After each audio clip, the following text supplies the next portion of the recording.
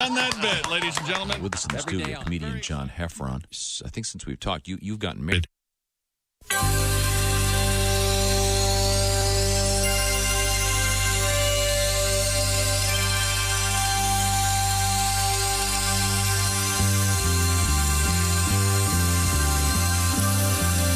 It's the Bob and Tom Show.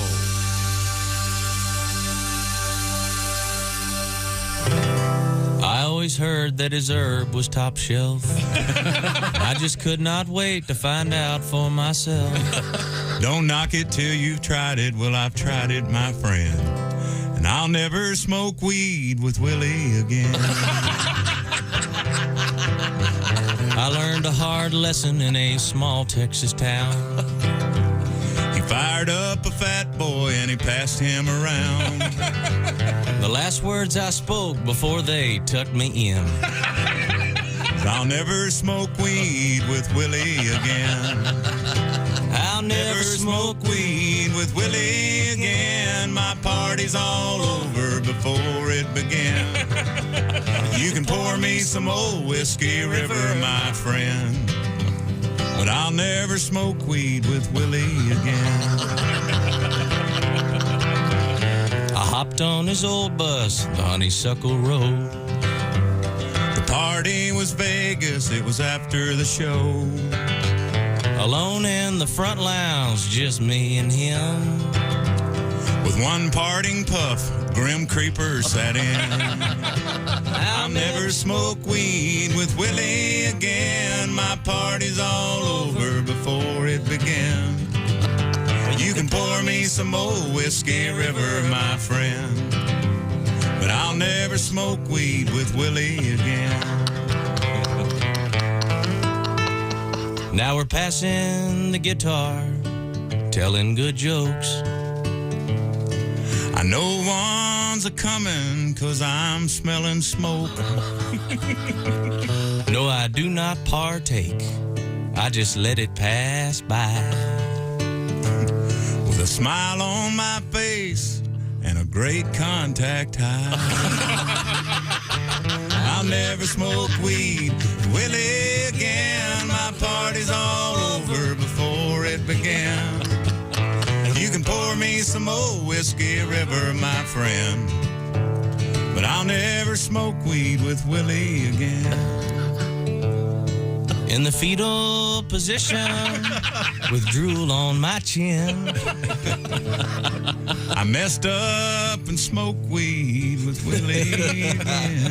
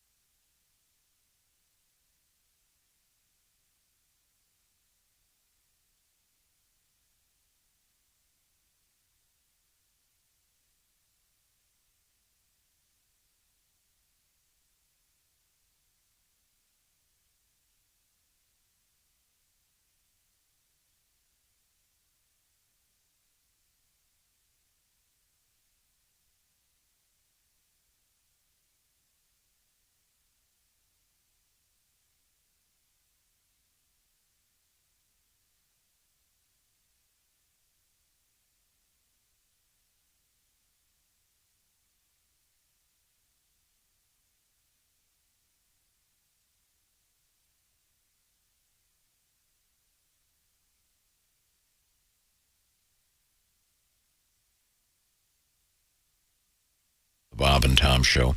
Sometime possibly today, by the way, we will be revealing the name of our winner. 2 Monday Nighters last night as we continue with the Bob and Tom Pigskin Pick'em. Your opportunity to have some fun with the NFL and win yourself a beautiful Big Green Egg Mini Max. And we should know probably by the end of the show today.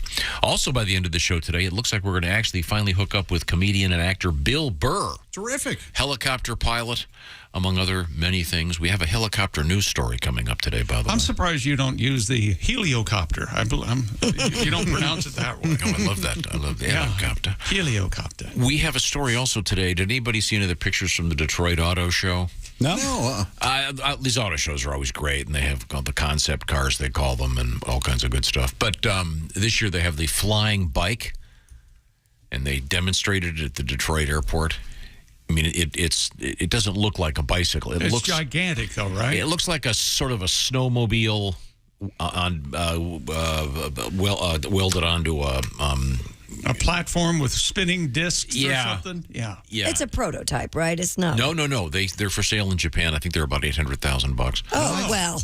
Okay. Well, that's good, too. Yeah. It's really cool. You don't come with a helmet or something? You don't want to fly your bike by yourself. You need your you need your pal. You need your pal. You need two. I don't know if it's a 2-seater. No, next to each other. Buy 2 bikes. Yeah. Oh, okay. Headsets and 2 bikes. Yeah. So badass, just going into the wind. You got your pal right next to you. Yeah. It's pretty cool, but they're not. I don't think that they're legal yet here. I'll find out. We'll get to that coming up. But Bill Burr apparently is a helicopter pilot. Besides being a great comedian, we'll look forward to talking to Bill coming up this morning. Also, we will talk with Kostaki Economopoulos, comedian and our NFL correspondent. In the thick of it. Yeah, we'll see what's going on with Kostaki this morning. Week 2 in the NFL wraps up. Yeah, and then last evening in the NFL. A couple of Monday night games. Jalen Hurts. Everybody heard Jalen Hurts. Jalen Hurts. Jalen Hurts, not bad. I don't know. How did he do? 333 yards and a touchdown, ran for 57 yards and scored 2 touchdowns. Eagles pound the Vikings 24-7. And the Buffalo Bills continue their just slaughtering the NFL. They beat the Titans last night, 41-7. I like the Bills. So that means I think the Titans are 0-2, and that means the Chickster went 0-3 for this weekend. And a very rare early shoe into the week, 0 for a week. Oh, you got it out of your system. I don't know if it's ever happened this early. It always does happen at some point during the A nothing burger? A nothing zero. Just a meat-free burger. Yes. By the way, to get off the topic briefly, speaking of meat-free, anybody hear the weird I story? did. There's a bizarre story about the guy that's the CEO of one of these vegan meatless companies. Yeah. It's so weird. It has nothing to do with the food. Oh, okay. You'll be utterly stunned when you hear this one. Right. I can assure you it is as weird as they come. One of those wacky tofu types? He's like, I forget what. Beyond Meat. Yeah, the Beyond brand. And it has nothing to do with, I'm not being critical of it in any way of the Beyond Meat company. It's this guy had an issue, apparently. Interesting. An individual personal issue that involves something rather humorous that may or may not be a felony. We'll be looking into that today. Right. Also, once again, getting those trucker requests out there. Chickster, you picked against the Bills. You took Tennessee because you loved those 10 points. Yeah, I like the 10 points. I thought it was last year's game went down the wire, but I guess, the Bills, as Josh says, has that look. They have that look, and already they might be peaking too early. It's only week 2. Yeah, I was wondering that too. Man. Well, we'll see. But once again, I would urge everyone out there to enter our competition, the Pigskin Pick'em, because at stake, the Big Green Egg. And all you got to do is get as many games right as you can. Much like College Game Day, they decided last night, the NFL Live crew, they went to the Buffalo, where they play, what's the name, Rich Stadium or whatever that is in Buffalo. Allegiant? Maybe. And they were in the parking lot partying with the Bills Mafia.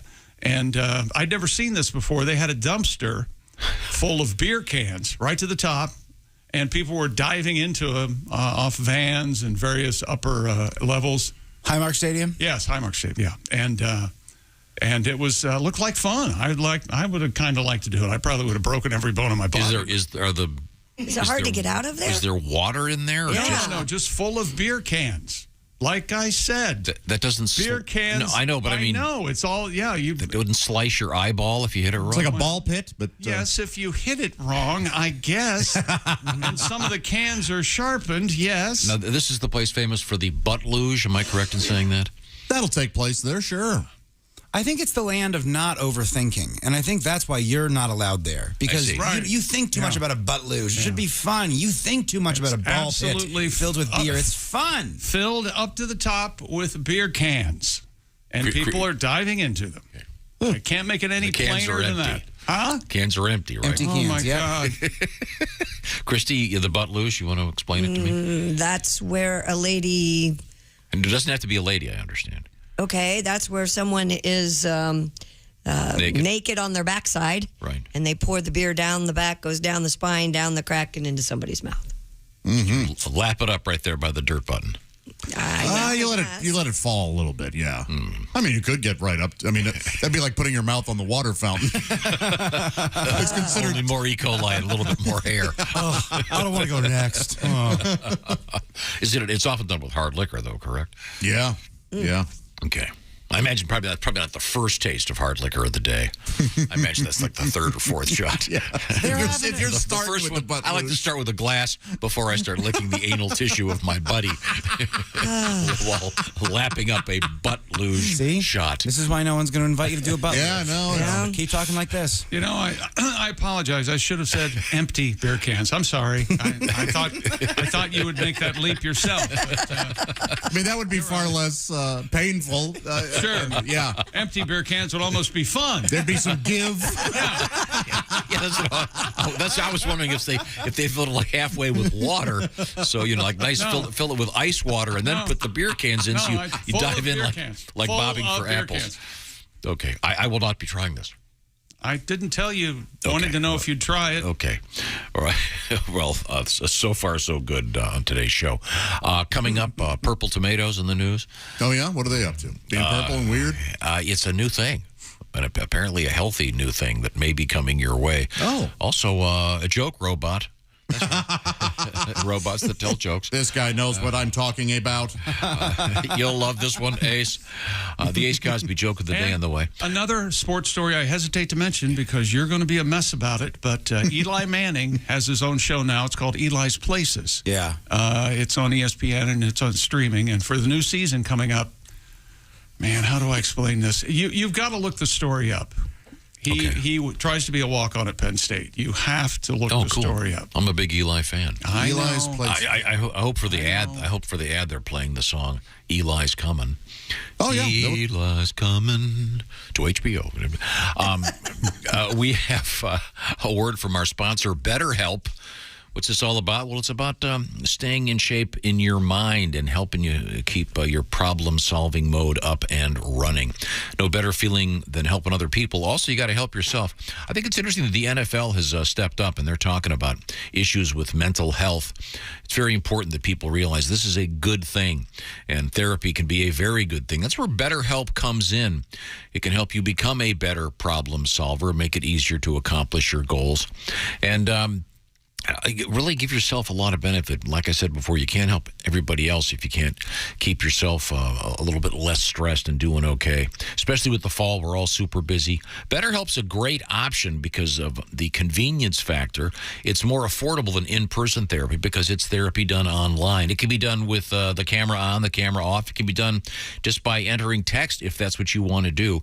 Get the details at BetterHelp.com/BT show today. And Bob and Tom Show listeners can get 10% off their first month. Do something for yourself for that head. BetterHelp.com/BT show. That's BetterHelp, H-E-L-P. BetterHelp.com/BT show. Once again, affordable and entirely online. They can get you hooked up with a therapist in under 48 hours. BetterHelp.com/BT show.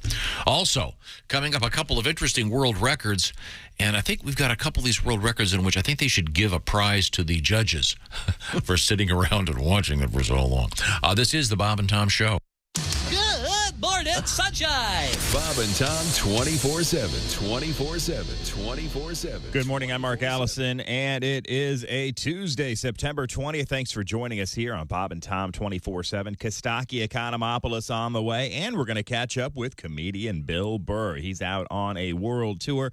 Well, really, it's just the United States, but he will be on our show later this morning. Hopefully, we can dial him in the 9 o'clock hour. And, of course, Kostaki going to be talking about the National Football League. All Pro Lines on Facebook if you'd like to join in and see what he's talking about today. And he'll be talking about your team coming up in the 8 o'clock hour. Kostaki Economopoulos and Bill Burr and Chick McGee will continue with the NFL coverage and the rest of sports when we come back right here on Bob and Tom 24/7.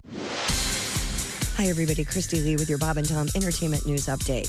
13 years after James Cameron plunged us into the cosmic world of Avatar, his science fiction epic is poised to again blanket movie screens and transport us back into the land of the Na'vi. To whet moviegoers' appetites ahead of the December 16th debut of Avatar, The Way of Water, Cameron Friday will release Avatar in a remastered 4K HDR version. When Mad About You reunited after 20 years, Paul Reiser says it was joyful, but his new sitcom is the opposite of that. The series reboot is about a made-up 90s family comedy called Step Right Up that reunites for another run, but the cast doesn't get along. Series creator Stephen Levitan, who also created Modern Family, says it's both a love letter to sitcoms and a roast of them. Reboot premieres today on Hulu. And the video game producer Rockstar Games says early development footage from the next version of its popular Grand Theft Auto was stolen in the hack of its network.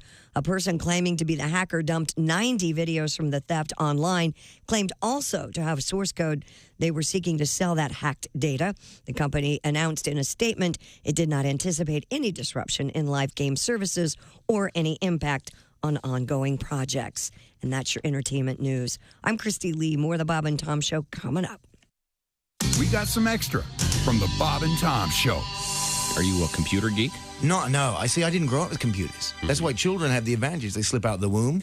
They're born with a password. Oh, yeah. You know, you look at the ultrasound, you see the sex of the child whose internet provider is going to be. So you're an email guy then? Oh, no. Well, I check my email. I never get real emails. They're all junk. I got a junk box, and the junk box is like, look, we don't even have time to sort out this stuff. And it's all burn DVDs, lose weight, consolidate debt, and then be like young teen sluts, whores, triple X.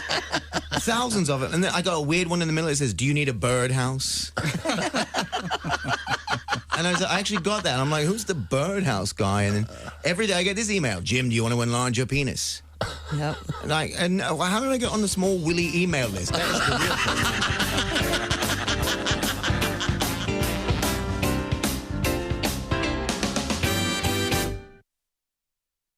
Think you know your pro football and want to put your knowledge to the test? Then play Pigskin Pick'em every week at bobandtom.com. This is your chance to win a Mini Max Big Green Egg. Just pick the winners of this week's pro football games and you could win a Mini Max Big Green Egg. Head to bobandtom.com/contest and play Pigskin Pick'em with the Bob and Tom Show. Hi, this is Bob and Tom 24/7. My name is Jim Gaffigan.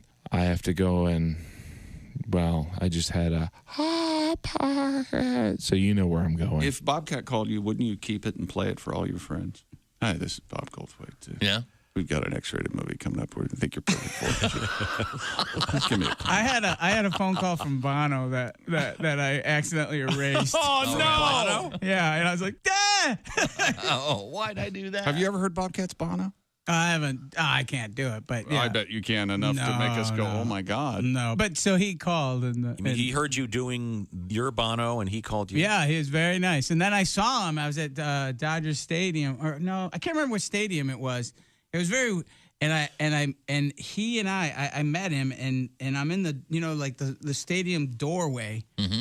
And he said some very sweet things and very kind, and we talked back and forth. And it was just him and I and one other person. And he starts walking out to do his concert, and he turns around and he takes off those, the fly sunglasses, and he goes, "Hey, Bobcat," and he throws them to me, and I catch him, and I go, "Thanks, Mean Joe." I knew that was coming. And he goes, "What?" Yeah.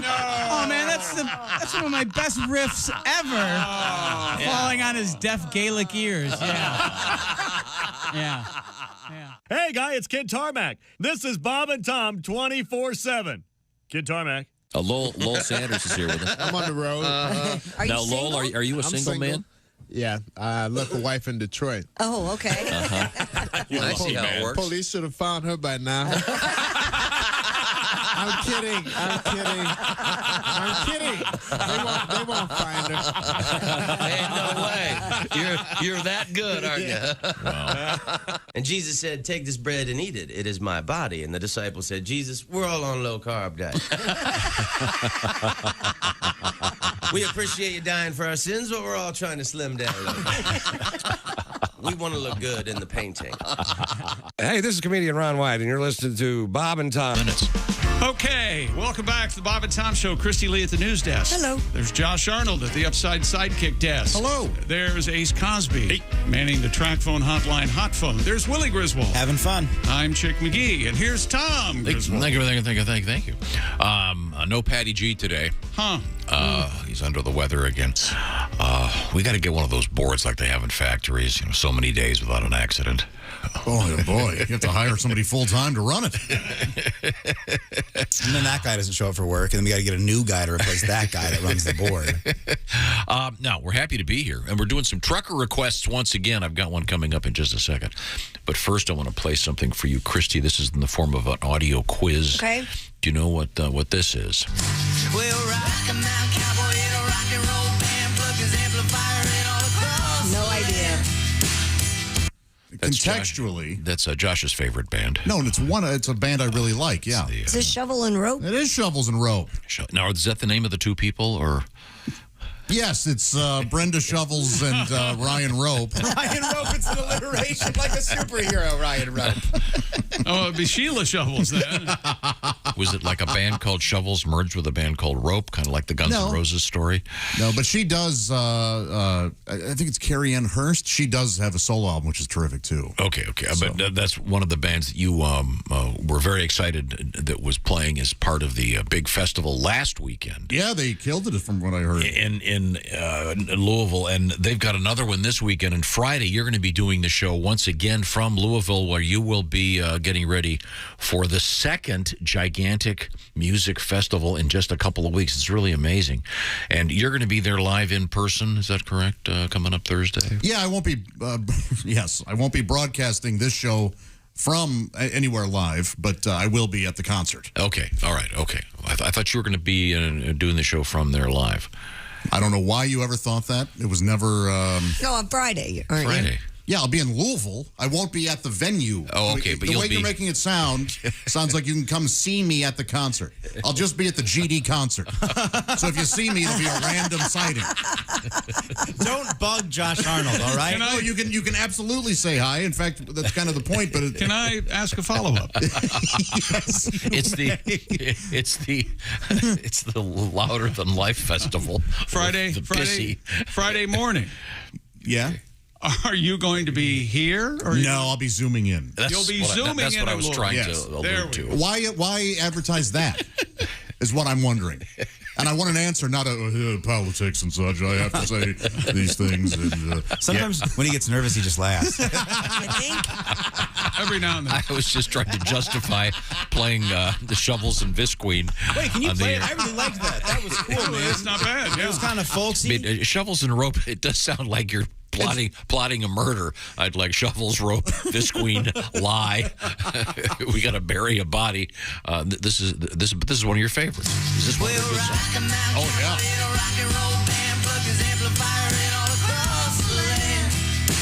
Kind of folky. That's cool. I want to drink 3 beers, get a sunburn, listen to that with my friends. Okay, well, now we will be once again featuring Josh. I hope a little bit less angry coming up. Maybe we should start approaching it this way. Josh will be at that concert, Louder Than Life, this weekend in Louisville. He's going to enjoy himself. Then Friday morning, Josh will be Zooming live from Louisville. That's right. Talking to us. He actually said on the show yesterday, I'll be broadcasting from my hotel room. Okay, should be exciting. Yes. Will it be a solo broadcast? Oh, my God. Will you be wearing pants? No, but I will be solo. Young lady, you're gonna have to leave once I start the broadcast. It would be really cool, though, if he was just like, yeah, I do have a guest, and just Greg Warren was also in the hotel room, and then Tim Kavanaugh's in the hotel room, like that Marx Brothers scene, just everybody's hanging out in there. I had a premonition you'd be here. Okay, well, thank you very much. Now, the Electric Amish are going to be back. They're back on tour, and got a nice request here. A trucker request from Marvin. Marvin. Hey, Marvin. Let's see. Hello, you nuts and Christy. That's us. I am a hotshot driver here in Louisiana. Yeah, you are, Marv. I haul for the oil field. I would like to hear something from the Electric Amish. Okay, Marvin. This is a song about, we were talking yesterday about horses. Yeah. And that's what this is about.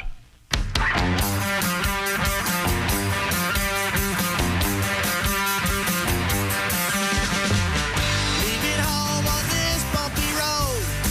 Man, my butt's getting sore. I got to sell off this hay I got. You know my wife and kids are hungry at home. But these cars are spooking my pony as I merge down rural Route 7. Driving, I've got flies in my eyes. You know I should have washed this horse because he stinks to high heaven. Big old horse and buggy. He ain't carried me too far today. Whoa, big old horse and buggy. Ooh, the market's still 10 miles away.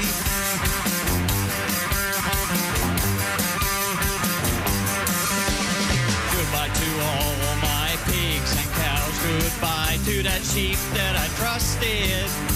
I had to sell off all my livestock and tools to replace the stupid plow that I busted. Now some folks say we're bass-backward and we ought to use modern machinery. But you know what? They can all kiss my white Amish ass. I'm just trotting along, enjoying the scenery. Big old horse and buggy. Oh my, what a beautiful day. Whoa, big old horse and buggy. Ah, the market's still 9 miles away.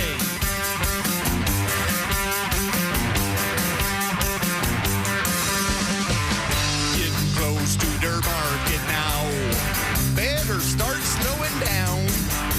I got to get out of these plain holy clothes. You know an Amish guy ain't safe in this town. And I'm gambling with my salvation. I hope that God will surely see that I don't want to get beat up for wearing this funny hat walking around in the city. Big old horse and buggy. Come on, Mr. Ed, we must pray. Oh, big old horse and buggy. 'Cause our beards might give us away. Yeah, yeah, yeah, yeah. Big old horse and buggy. Ooh, it's getting hard to see 'cause it's dark. Whoa, big old horse and buggy. And I can't find a place to park. The Electric Amish recorded live the famous 2002 tour. They're back. There were some little rivalries and a couple of solo records, and they finally had to kick out David Crosby. Oh, boy. As much as I love David's music, apparently very hard to get along with. Oh, yeah. Yeah. So we return now to Chick McGee at the Bob and Tom Sports Desk. Jalen Hurts, 333 yards and a touchdown, and he runs for 57 yards and 2 scores to lead the Eagles' 24-7 win over the Vikings last night in Philly. And Josh Allen threw 4 touchdown passes, including 3 to Stephon Diggs, and the Bills roll past Derrick Henry and the Tennessee Titans 41-7 in Buffalo's home opener. The Bills followed a season-opening 31-10 rout of the 31-10 Super Bowl champion Los Angeles Rams. Unbelievable Buffalo defense last night held Derrick Henry to like 12 yards for the entire game. It was a total team effort for Buffalo. They have that look early on in this young NFL season. They might be headed to the Super Bowl coming up. And Tampa Bay wide receiver Mike Evans has been suspended without pay for one game for his role in a scuffle that resulted in him and New Orleans cornerback Marshawn Lattimore being ejected from the Buccaneers-Saints game. The NFL said Evans violated unnecessary roughness and unsportsmanlike conduct rules by knocking Lattimore to the ground when the Buccaneers star intervened in a confrontation that initially involved Lattimore and Tom Brady and Leonard Fournette. And there were reports that fans heard Tom Brady say F-U-B yesterday to Lattimore during the scuffle, and I saw the video of the incident, and yeah, Tom Brady is yelling at the top of his lungs, F-U-B. It's as plain as the nose on your face. I was surprised they didn't squiggle out his mouth or whatever they do to not be able to. It is awfully funny whenever you're watching a game and they have the guy with the clipboard, and every time they say anything, they're holding the sheets or whatever in front of their face so that the cameras can't see their lips moving. Yeah. Do any of the teams employ lip readers to sit up there with binoculars? Wait a minute. Sweep right. I wouldn't put it past some of the teams. I could see that happening. Chick, did you see Mike Evans talking to the referees going, what do you want me to do? That's Tom Brady. Yeah. I got to he's the face of the franchise. He kept saying that. Yeah. Like the referees were going to help him out because Tom Brady was involved. It was pretty interesting. You don't call a foul on Jordan, you know? Oh, there you go. And in Major League Baseball, Max Scherzer pulled from his 200th win with a perfect game intact. Wow. I guess Buck knows what he's doing. And the Mets clinched. They clinched their first playoff berth in 6 years, beat the Brewers, the Brew Crew, 7-2. Reinstated from the injured list before the game, Scherzer struck out 9 in 6 innings. He's 38 years old, threw only 68 pitches, and had a no. He's very good, Tom. Yeah. And the only team to ever be proven to be cheating in the Major League Baseball world, the Houston Astros clinched their 5th American League West title in 6 years. Getting a leadoff home run from Jose Altuve in a 4-0 win over the Tampa Bay Rays. And do you remember when you were a kid and one of your relatives would play Got Your Nose? Remember that? Oh, sure, yeah. Got Your Nose. They go like that. They have their thumb all fat. I never fell for that. You never did? No. Oh, that doesn't look like my nose. It looks like your thumb. Well. Even then, Josh was a voice of practicality, alone in the wilderness. An executive from the company called Beyond Meat has been accused of biting a man's nose. What? According to reports, a road rage incident involving Doug Ramsey, the COO, he's cool, of the vegan foods, the vegan food products company, occurred outside the Arkansas Razorbacks Missouri State Bears game in Fayetteville. According to a police report, Ramsey attacked another man who tried to inch in front of him. Oh, I've been there. Oh. In a parking garage traffic lane. Oh, people. And made contact with the wheel on Ramsey's SUV. So this is a road rage of sorts. Mm-hmm. Responding officers determined the 53-year-old executive had gotten out of the vehicle and punched through the back windshield of the other car. See, now this is what I like about this, because this guy, just because he's a vegan, isn't a candy ass. That's right. He punched out the guy's back window. Wow. Man. The driver of the other vehicle said he emerged from his car and Ramsey pulled him close and started punching his body. And then he bit my nose, ripping the flesh on the tip of my nose. Ah. It's meat, sir. Yeah. Technically. Ramsey has been charged with felony battery and making a terroristic threat. I'm not sure what that entails. I'm not up to. But I mean, I think that. And he was sober? Doesn't say.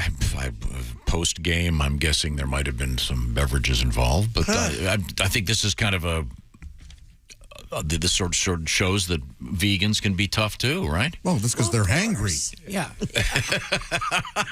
How is this a positive story for you that a vegan attacks someone and you're finally? I think vegans, they're considered to be kind of, hippies and weirdos. And now here's a guy that gets pissed. And assaults another man, and for you, Considered to be weird. that's a plus for the vegan community. Is that he's attacking a man because he pulls in front of him? In a I think that I think that this the notion that all vegans are candy asses will now be. Is that right? Yeah, I think that's wasn't that a fair statement? And I think he said weirdos too. Vegans and so I think Josh is right though. This guy's angry. He wants. I'll give this guy a basket of chicken wings. Yeah, maybe he'll calm down. And some meaty chili. Maybe he'll chill out. He punched through the guy's back window. Willie, did you ever have any straight edge friends? Oh, yeah, for sure. What does that mean? Totally sober. No drugs, no alcohol. They were some of the biggest lunatics I've ever met in my life. It was a lot of like I'll write down skaters. some names for you. It was like some scene kids, kind of skater adjacent. I'm like, dude, sit down, have one beer. You might chill out a little bit. I appreciate what you're doing, but Mike, you got to calm down. Yeah, it was cool. There are also certain religious sects. That's a tough word to get. Yeah, when you say religious sects, it sounds like someone's getting freaky with a nun. Yeah, sorry, I meant religious sect. SECTS. Right. Yelling Jesus a lot. That were oh God. That were the easiest, most sexually active. Oh yeah. Go ahead, you can say it. I know what you're thinking. Them Catholic girls, Christine. I was thinking of a different one, but in any event, once again, this guy's head of some big vegan company, and he hops out of his car, punches out a guy's back window, and gets into a big fight with him, and allegedly bites off the tip of his nose. That's awful. Again, proving that all vegans aren't candy asses. All right. Well, good. This guy's badass. Also, I've been to Fayetteville, Arkansas. There is great barbecue around there, man. Yeah. It tastes much better than her nose. My goodness. Get some ribs. Can't you see it escalating though that quickly? Road rage, and they touch your you let somebody thinks you're letting them in, and it's before you know it, the people out of the cars fighting. And I hate parking garages. Hate them. Dumb question. I don't enjoy them either. Did the team lose that day? Is that why you were so angry? Arkansas won. Okay, sure. never mind. Wow. They played Alabama State. And he's the COO of the company called Beyond Meat. Mm-hmm. Beyond misdemeanor, I think, will be the charges. Will this be a felony? Could be. That's what he was charged with. That might be why the terrorist phrase is in there. Maybe that ups it up. No, he's charged with felony battery and making a terroristic threat. Wow. Again, there's a plus side to this. None of you seem to be agreeing with me on. Well, because someone could have been easily killed. Mm-hmm. No. Mr. Consensual. Mr. Chuckle. I'm just seeing a T-shirt. I'm no candy ass vegan, you prick. Just like a hostile guy baiting everybody. Yeah, I'm a vegan. Well, so what? Yeah, what are you gonna do? You want to fight? No. Don't mess with vegans, okay? Eat whatever you want. Eat whatever you want. Coming up, speaking of vegans, we have a big story about purple tomatoes coming up. Cool. Arkansas won 38-27. Yeah, what are you Missouri State. Okay. His team won. On a lighter note, if you listen to this show on the Raycon earbuds, you'll know how great it can be. We certainly appreciate it. By the way, got a nice little letter from here. Here comes some Raycon love. From Boynton Beach. Boynton?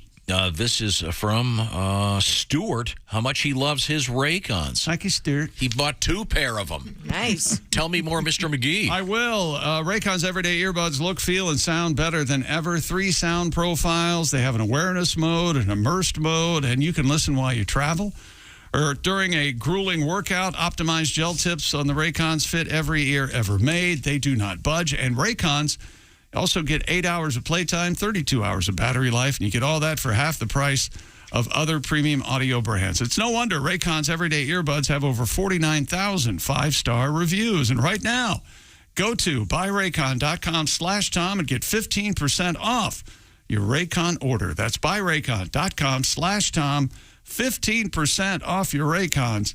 That's buyraycon.com/Tom. Thank you very much, Raycon. When we come back, the teaser over there. Yeah, Eli Manning wears a disguise. All right, we'll talk about it. Looking forward to it. This is the Bob and Tom Show. More Bob and Tom next. Got a comment? Our email is bobandtom@bobandtom.com.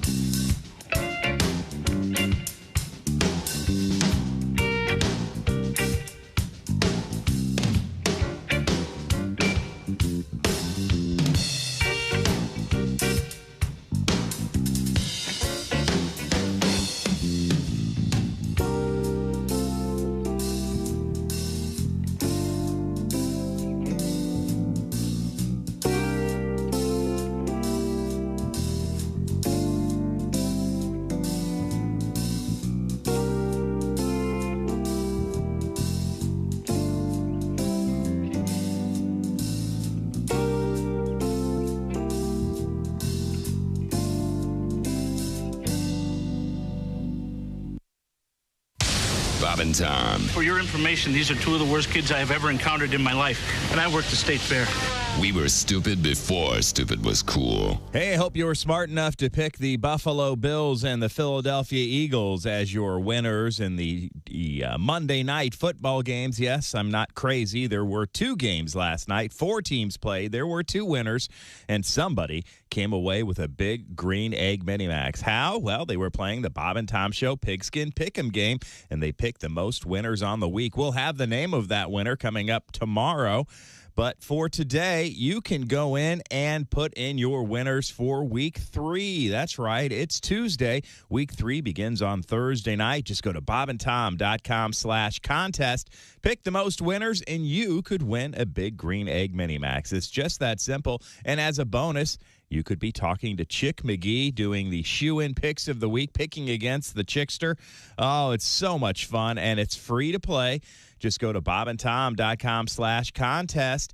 It may take a little while for the contest to download. Our hamsters are running on the wheels as fast as they can, but just as a heads up, lots of Bob and Tom Show fans are trying to enter, so the contest does take a little bit of time to load, more time than you're usually used to in this instantaneous, instant world.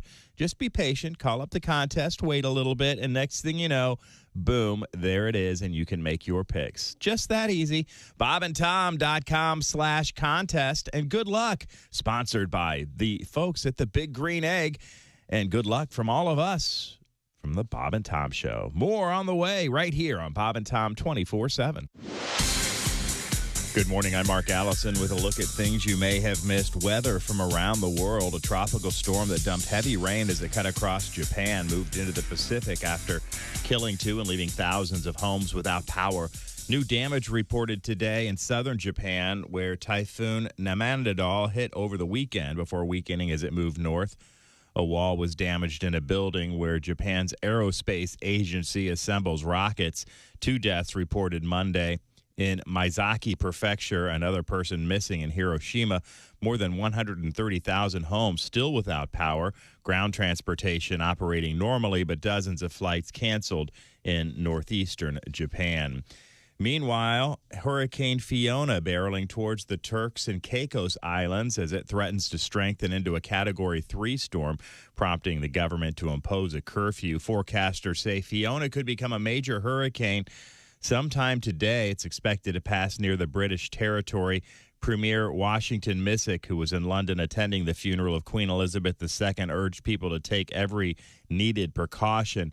The intensifying storm also kept dropping lots of rain over the Dominican Republic and Puerto Rico. And that's a look at weather from around the world. And you're listening to The Bob and Tom Show. Ladies and gentlemen, Bob and Tom. Hey, surgeons had to use an electric grinder to remove a metal ring from a man's penis. Oh, no. He told doctors the ring had been stuck on his male member for 10 hours. I hope it wasn't like embarrassed. a wedding ring. Well, Mr. Needleman is in room 4. Mr. Needleman. Richard Needleman. No, call me Dick. Bob and Tom in the morning and highlights all day long. The Bob and Tom Show, weekday mornings at 6 a.m. Eastern on Bob and Tom 24/7. Don't say we didn't warn you. There's laughter ahead. This is Bob and Tom 24/7. Most unfair thing about life is the way it ends, right? Mm-hmm. With a death. What's that, a bonus? No. Life is tough. It should be reversed. You die first. Get it out of the way. Mm-hmm. Then you live in an old age home. You get kicked out when you're too young. You get a gold watch. You go to work. You work for 40 years till you're young enough to enjoy your retirement. Go to college, you do drugs, alcohol, you party, you get ready for high school. Go to school, you become a kid, you play, you have no responsibilities, become a little baby, go back into the womb, spend your last 9 months floating. You finish off as a gleam in somebody's eye. Oh, nice. Bravo. That's perfect. Hello, this is comedian John Evans. Padoom, padoom, padoom, and you're listening to Bob and Tom 24/7. Hi, this is Greg Warren, and you're listening to Bob and Tom 24/7. He's organized later. Hey, welcome back to the Bob and Tom Show. Christy Lee at the news desk. Hi, how are you? There's Josh Arnold at the Upside Sidekick desk. There's Ace Cosby manning the track phone hotline hot phone. There's Willie Griswold dancing. Good morning. Doing a samba-esque moves there. I'm Chick McGee, and here's Tom Griswold. Tommy! Got a question for Josh. Maybe, I don't know. Am I correct in saying that there's a phrase, someone got into a rhubarb? Is that a rhubarb? thing? Yes. Yeah, rhubarb. Yeah. Chick probably knows better how to use it than I do, but I have heard it. I think it's almost all exclusive to Major League Baseball. It's a rhubarb, I think, an argument between the manager and the umpire. I think most often. That's where I've heard it, but it's potentially exclusively for baseball. I bring it up in the context of the of this news story that Chick had, which was not technically, I guess it was kind of a sports story. The COO, what is that, Chief Operating Officer, yeah, of a vegan company called Beyond Meat. Have you had Beyond Meat? Yeah. Yeah, it's not bad. It isn't bad. Tacos. Yeah, it's not bad. In this case, he was apparently biting down on some meat, at least allegedly the nose of a guy he got into a rhubarb with. Yeah, I see. I like it. I think that works. The irony. Yeah. A rhubarb.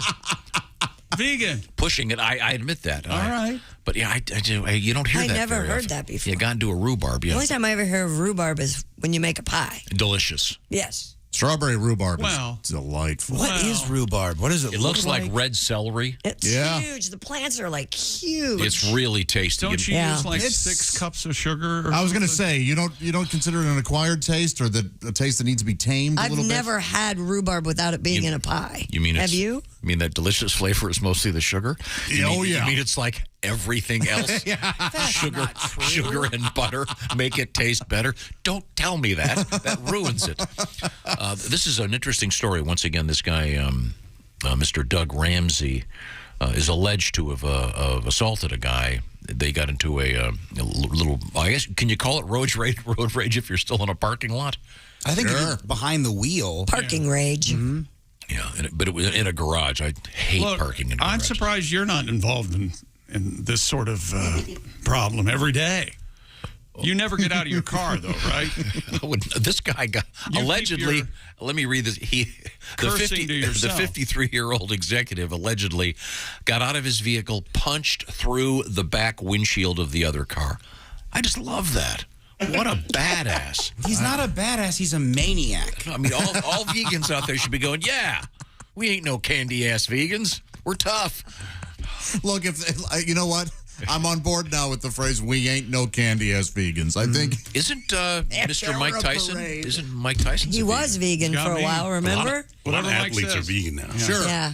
Whatever Mike says, man. Okay. It's up to him. There was that whole documentary on Netflix about this. There was a player for the Titans, and his wife developed all this food that was all vegan food and based. And what was the name of that? So this guy, he may have committed a felony and assaulted somebody, but I'm sure there'll be more information about it, and let's hope he can maybe have a burger and chill out. All right, well, there may be a chance for you to hire him if you really want to talk with him about it. There you go. I don't know if Beyond... I just think it's somehow positive PR for the Beyond Meat people. Also, I'm not certain, even if he works there, that he is actually a vegan. I'm with you. I feel like, COOs may not have the best integrity when it comes to what they're selling, right? I don't think that he necessarily cares. Hey, steak tartare's vegan, right?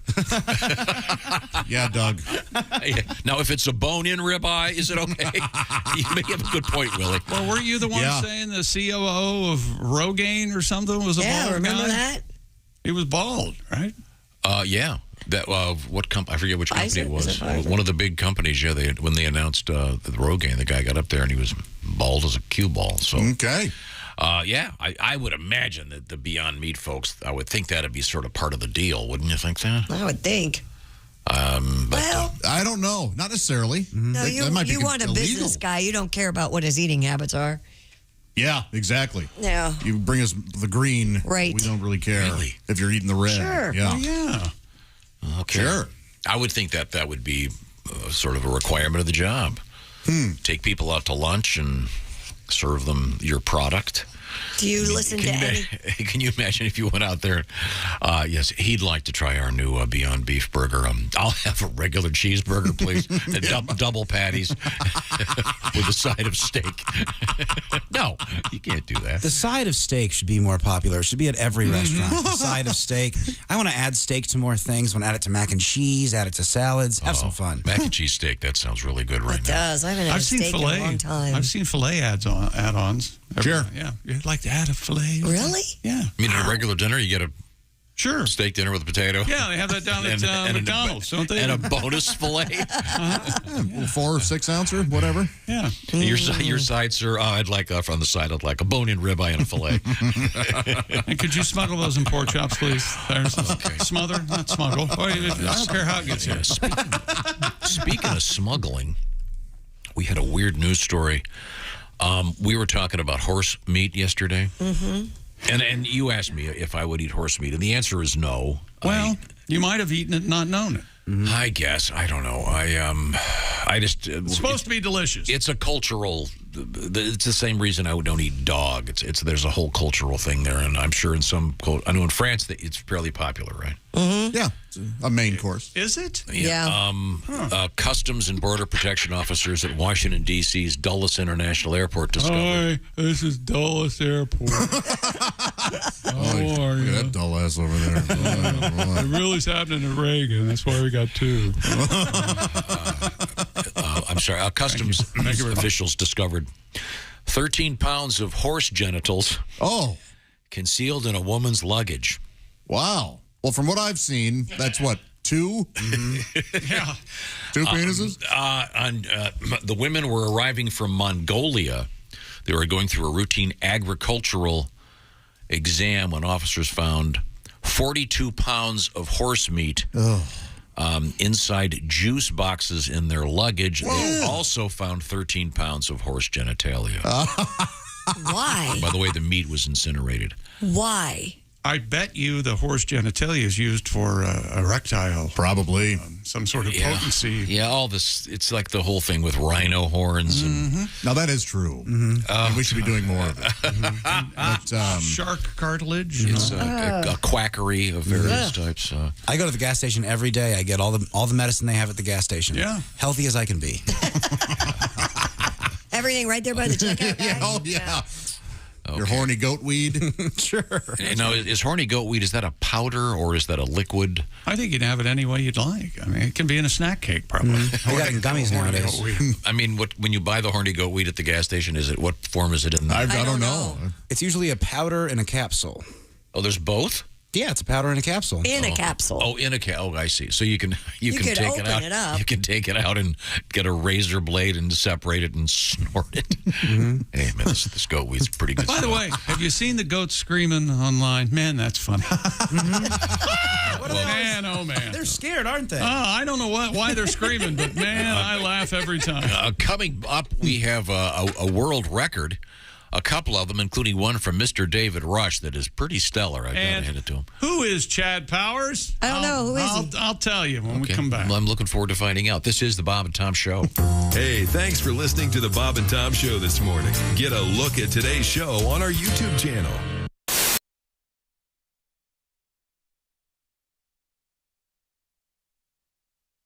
Hey, it's Josh, and of course... Hi, Chick McGee, everybody. Your chance to win a Mini Max Big Green Egg for Bob and Tom at Big Green Egg. Each week, someone will win a Mini Max Big Green Egg. It's the Bob and Tom Show Pigskin Pick'em, powered by the Big Green Egg. Go to bobandtom.com/contest on the computer. And is that where you go? Are we eligible?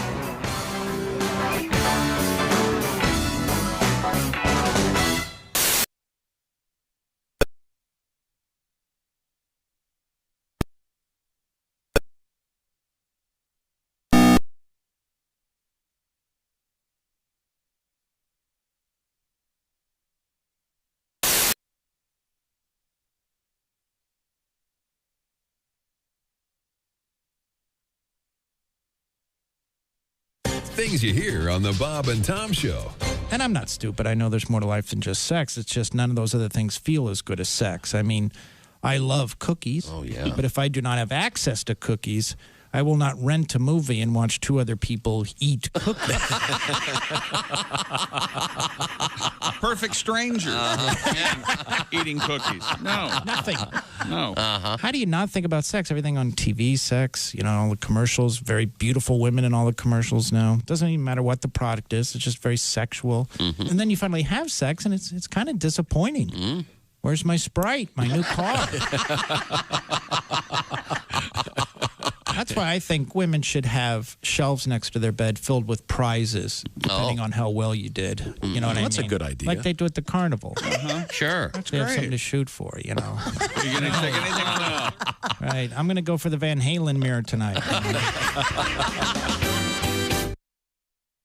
Bob and Tom 24/7. And a good morning to you. I told you about the chance to enter the Bob and Tom Pigskin Pick'em contest, and you could win a Big Green Egg Mini Max. That's right. Well, what is this Big Green Egg I'm talking about? Well, they actually have what they call egg fests all around the country so that folks can get to know what the Big Green Egg is all about. They can come and see it, watch it being cooked, try some of the food, get some information about how the Big Green Egg works.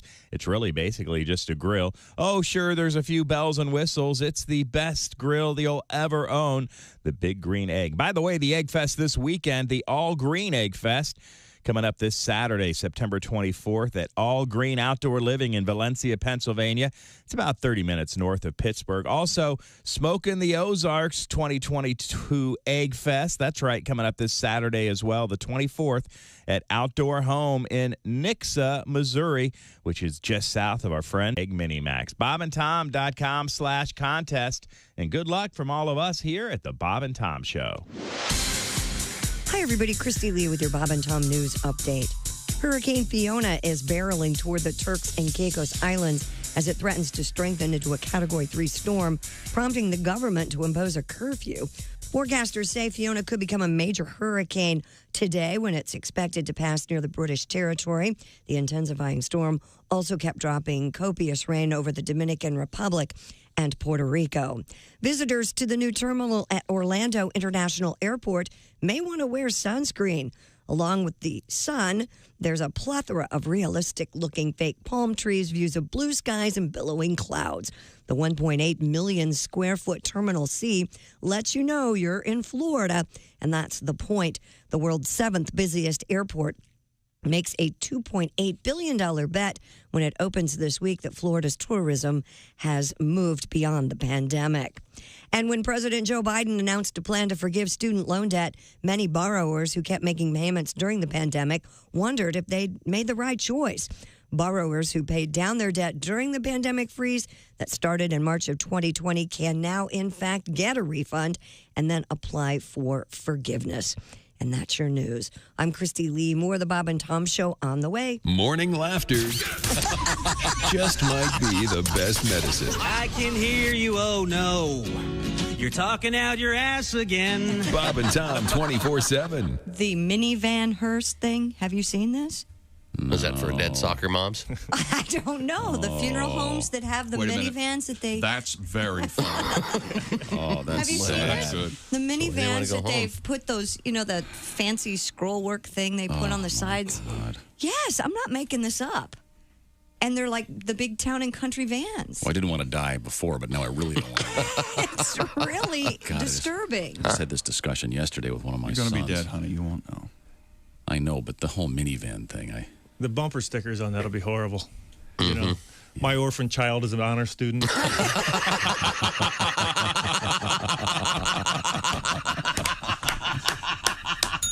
Beautifully done. Scott Dunn, ladies. You don't say we didn't warn you. I'm warning you, don't do that. There's laughter ahead. I should be having a better time if this is a park. This is Bob and Tom 24/7. Hunting is huge in Michigan. I don't want to upset any hunters because generally they're very well armed. But I am not a hunter. I don't get the deer hunting thing. I don't understand it. Mainly for this reason. I think it's unfair. The deer hunting season coincides with the deer mating season. Everyone know that? The deer just trying to hook up. Yeah. That's not fair. I mean, picture yourself. You're at a bar. It's late at night. Last call. You're sitting there. Somebody sneaks up behind you dressed as a chair. Right. Shoot you in the head. That's not fair. It's not fair at all.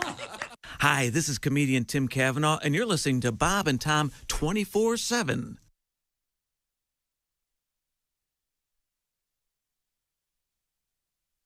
Halloween details coming up.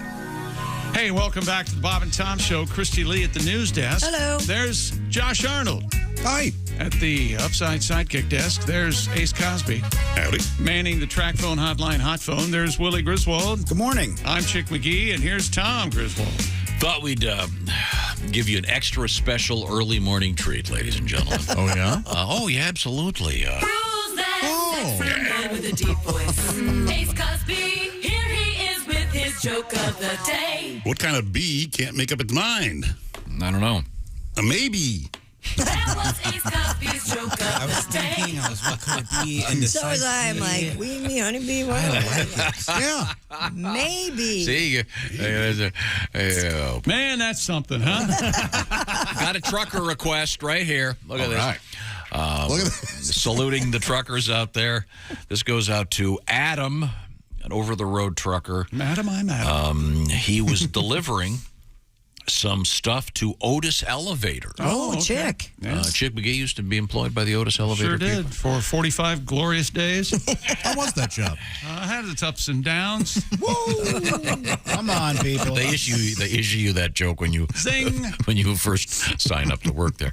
I'm a big fan of the Otis Elevator people. Sure. In fact, I'm so brand loyal. If I go to a place they're not an Otis, I take the stairs. Yeah, good. Good for you. Yeah, there you go. Despite what your cardiologist says. And... Yeah, sure. Let's see now. This is a request for something very obscure. The setup on this is that they're pretty much making TV shows out of virtually everything right now. Oh, yeah. You name it, there's probably a TV show about it. And whatever the sport it is they're covering, it's all fine. It's all good. But this is a very special program I think you're going to like.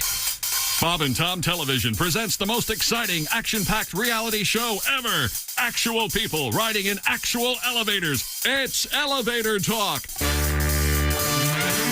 there, buddy. Hold the door. Hit the button. That's my floor.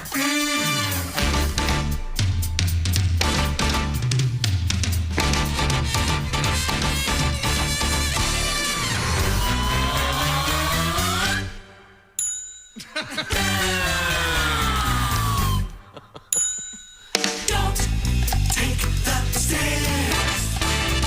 You don't have to walk. It's time for the show. It's Elevator Talk.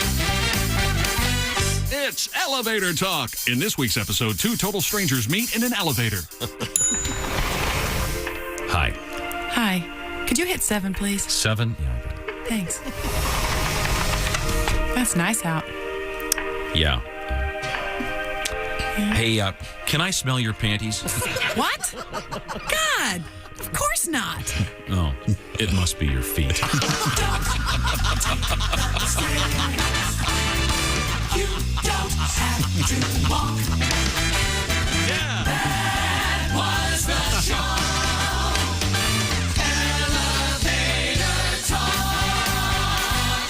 It's Elevator Talk, only on Bob and Tom Television. we laugh about it. It probably will be a show. Yeah. In fact, I'm grinding petition. I'm going to start a petition to get that back on the air. Remember Cash Cab?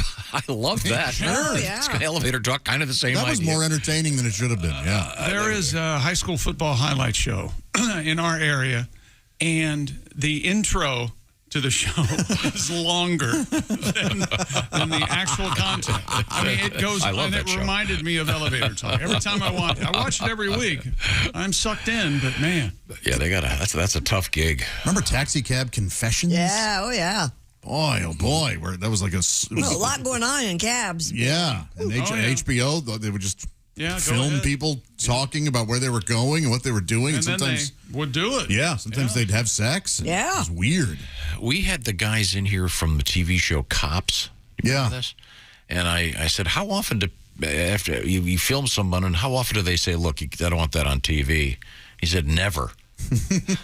They're all for it. Never. Hey, this is the worst day of your life. Oh, hey, good. Put it on TV for me. That'd be great. Could you get that on every day? I want my ex to know that my spider tattoo on my ribs still looks cool. It bugs me about all those shows. Whenever they go anywhere, now in some of these shows, they have to pixelate out everything.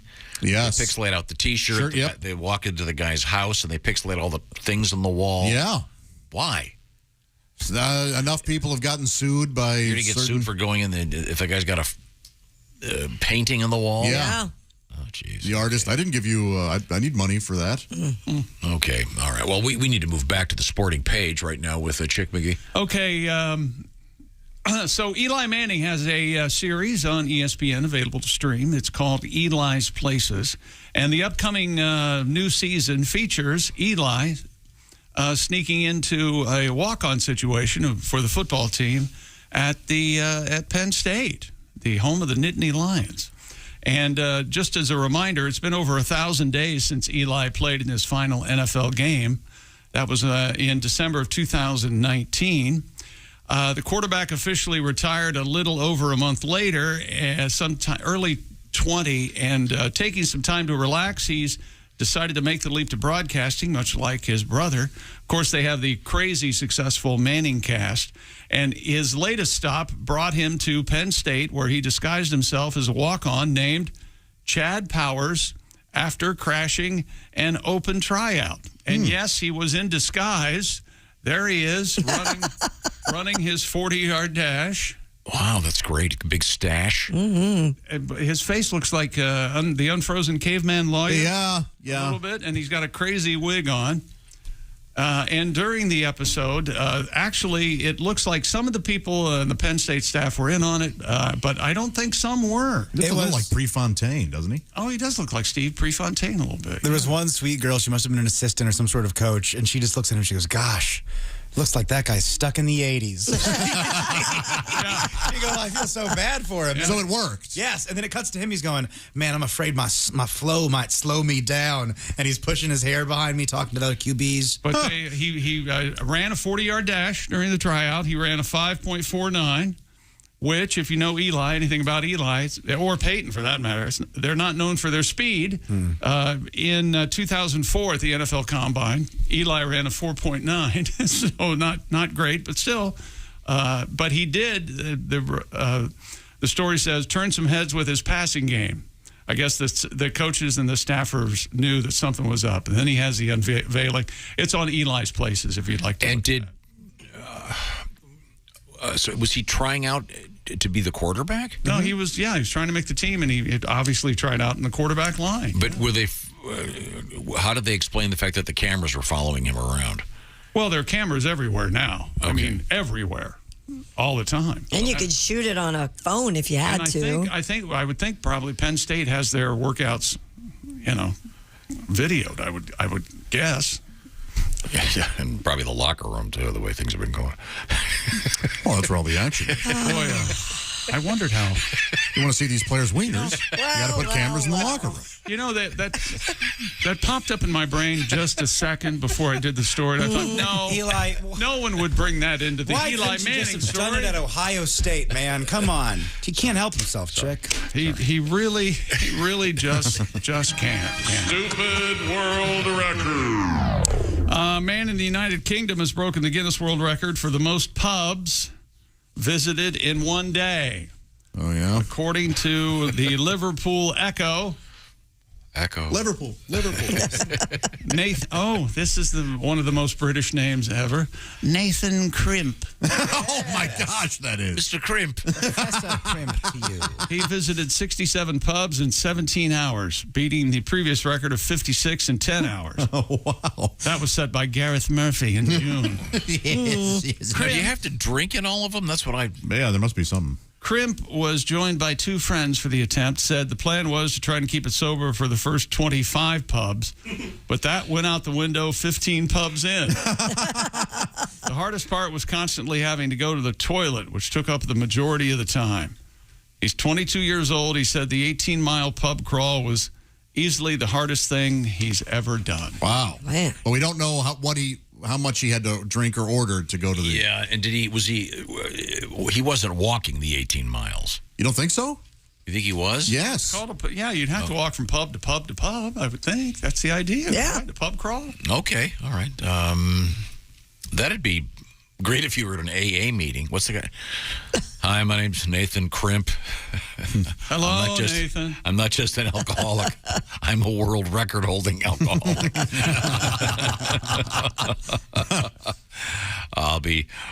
That's interesting. I need to find out more about the rules. If he had to drink, how much he had to drink at every place he went, and a lot of urinating. I'm sure. Yeah. I'm sure. We have another world record, I understand, coming up. Yes, we do. And I'm very excited about that one. It involves our friend David Rush. He ain't my friend, I'll tell you that. And David has got another. This is a really hard one that he did. And I want to remind you also that it is time for you to get out a piece of paper and a pen or pencil and get down your picks for this week's NFL action, because it starts Thursday evening. And you've got just a couple of days to get your entries in for the Bob and Tom Pigskin Pick'em. It's brought to you by the Big Green Egg folks, and we will be giving away another Big Green Egg Mini Max. We'll find out who won week 2 probably today. Maybe tomorrow. We'll find out. But you got to pick every game. You don't have to go against the spread. And we'll see how you do, whoever wins. Our first week's winner, Alex, got 15 of 16. And no one else did against thousands and thousands of people. So you can be one of them. Put your brain to work. Once again, it's bobandtom.com/contest. So do you want to give me that official teaser, Chick? What's the matter? The official sports teaser. Oh, yes. Guinness World Record, David Rush. We've got another world record for Dave coming up. It involves a unicycle. And what have we always said about a unicycle? Nobody cool rides a unicycle. Okay. Biggest jerks I know own a unicycle. Kostaki used to ride a unicycle. Point proven. Kostaki coming up next hour. We'll look forward to our NFL report from Kostaki Economopoulos. Right now, I want to remind you about our mission statement. Well, not our mission statement. Napa has a mission statement, which is to keep you in motion in that car and that truck for almost a century. Napa has been known for quality auto and truck parts and expert knowledge. Now, here's what you do. You can check out one of 6,000 Napa Auto Parts stores or 17,000 Napa Auto Care Centers, meaning you're never far from the quality products and the trusted service that you and your ride need. It's Napa. You'll find them at napaonline.com, and that's where you'll find the nearest Napa store. So check it out. Remember, they've got what I like to call Napa know-how. napaonline.com, find the nearest Napa, and check it out, please. When we come back, once again, we have purple tomatoes in the news, and also coming up, new species of snakes. In case there weren't enough of them, I got 3 newbies for you, and they're called. Well, they're found in graveyards. Oh, good God. Isn't that great? Just in time for Halloween. This is the Bob and Tom Show. Bob and Tom 24/7. Hope you're able to catch the Bob and Tom Show on Monday. Comedian Greg Warren zoomed his way in with another edition of The Warren Report. The topic, Evel Knievel, yesterday. It was very interesting. Didn't know so many interesting facts about Evel Knievel. Greg Warren had it all, and we hope you caught it. If not, go to our YouTube channel. You can watch it anytime, any day. Even right now, just go to YouTube and put in Bob and Tom Show, and next thing you know, you're watching the show in real time, and you can also check out yesterday's show. That's right. We've got everything archived right there on our Bob and Tom YouTube channel. Have fun with it, but more importantly, you can watch the show as you listen at bobandtom.com.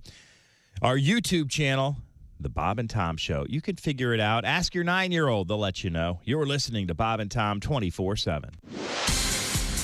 Good morning. I'm Mark Allison with your Bob and Tom sports headlines. The Tennessee Titans have plenty to fix and little time to do it. Tennessee, for the first time in 10 years after getting pounded 41-7 by the Buffalo Bills. The margin of defeat, the worst in 5 seasons under Coach Mike Vrabel. Nothing went right against Buffalo.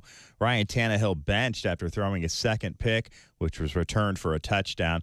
The Titans defense also torched, allowing 313 yards passing. Josh Allen throwing 4 touchdowns, including 3 to Stephon Diggs. Minnesota Vikings wide receiver Justin Jefferson, quarterback Kirk Cousins both had rough games in a 24-7 loss to the Philadelphia Eagles Monday night. Cousins just 221 yards and a touchdown. Jefferson 6 catches for 48 yards. The Vikings play the Detroit Lions on Sunday. It's an opportunity for the Vikings to show if the opening week win against Green Bay was an early season fluke or if the dreary effort against the Eagles is something that will linger on. 4 running backs rushed for at least 200 yards in the Football Bowl subdivision over the weekend. Eastern Michigan's Samson Evans, 36 carries for 259 yards and a touchdown against Arizona State. UNLV's Aiden Robbins, 227 yards and 3 touchdowns against North Texas. UAB's Dwayne McBride, 223 yards and 4 tutties against Georgia Southern. And Minnesota's Muhammad Ibrahim had 202 yards and 3 touchdowns against Colorado. Ohio State scored 77 points for the 3rd time since 2016, and Georgia has allowed 7 points or less in each of its first 3 games for the first time since 1954. Just a couple of your sports headlines. More of the Bob and Tom Show coming up. Things you hear on the Bob and Tom Show. So, Nick, let's start with the basics. Are you a married guy? No, I just got divorced. Sorry to hear about that. It's okay. Lots of people get divorced. Einstein got divorced. He did? Yeah, did you know that? Albert Einstein, arguably the most intelligent man who ever lived, got divorced. They should tell you that before you get married. It shouldn't be, do you love her? Do you want to spend the rest of your life with her? It should be, do you think you're smarter than Einstein? Oh, so you're dating then? I guess. You know what I don't want to do? I don't want to say I love you anymore. I hate that first I love you. That's the worst. First time you ever tell a woman you love her. If they like you, they want to hear it. And when they hear it that first time, something comes over them. You know, their eyes get all wide. And get that diabolical grin on their face. You can almost feel them saying, excellent.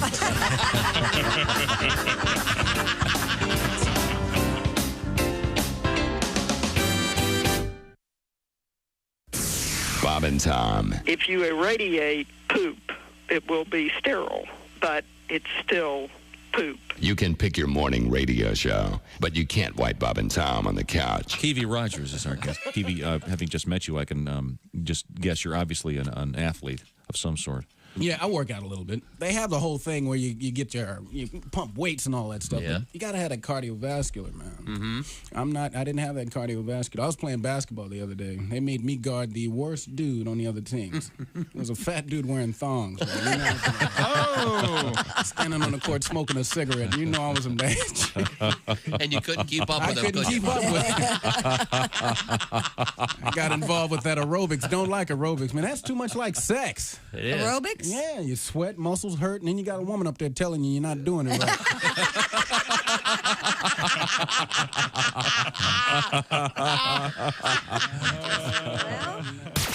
You're listening to Bob and Tom 24/7. Don't. Essential Morning Radio. This is Bob and Tom 24/7. 24/7. Are you a single guy? I used to be married, but I'm divorced now. Yeah, my marriage wasn't working out. I was driving down the road one day, and my wife ripped the rear view mirror out of the windshield and beat me in the head with it. What? You'd have thought nobody had ever made love to her sister. But I'm fine. She was just as bad. She used to brag, I can count the number of men I've been to bed with on one hand, and then she'd do it too. 5, 10, 15, 20. Well, internet porn. Well, there's photography. People don't go. Yeah, photography. People don't go to porn shops anymore. No? Because of the internet. Oh, that's true. But I think you miss out on the social aspect. Is there a social aspect to that? Yeah, well, you avoid eye contact. Try to hide your titles. Tranny. Oh, no, I was working on my car. The other day, though, I was watching gay porn. Uh-oh. No, wait, I'm sorry. I was watching pro wrestling. Hey, this is Frank Caliendo, and you're listening. Hey, welcome back to the Bob and Tom Show. Christy Lee at the news desk. Hello. Josh Arnold, morning. Morning, Chick. Hey, there's Ace Cosby. Hey, there's Willie Griswold. What's up? I'm Chick McGee, and here comes Tom. Thank you very much. Hey, man. We're going to get to some more sporting news in a matter of moments, but we're also celebrating trucker requests once again. All right. Got one. This is an interesting one. Driving currently in southern Minnesota and South Dakota, hauling cattle and feed for the feedlots. And this is a request. The guy doesn't know exactly what it is, but we figured it out. Okay. And I want to. He all he can remember is one of the lines is "Thank you for calling." Wow. Yeah. Thanks for the help. Yeah. Wow, that could be any Mr. Obvious, probably. Well, actually, no. I guess it could be, but it isn't. Oh. It's Mr. Daniel Tosh, and well, you'll see. Daniel Tosh is our guest, and let's learn a little bit about you. Well, I'm not very good with people. I live alone. I've never been good with people. Even when I was little, my imaginary friend would play with the kid across the street, and I'd be like, hey, I guess we'll meet up later. And he'd be like, whatever. I'm like, whoa, that's not necessary. I daydream about what I would do if I won the lottery, but I don't buy lottery tickets. Right. And I came up with opening a restaurant called Thank You for Calling, How May I Help You, if I win. And that's just so the employees have to go, thank you for calling, how may I help you, and whatever. It makes me laugh. And they get $1,000 an hour plus $500 every time they slap a customer in the back of the head.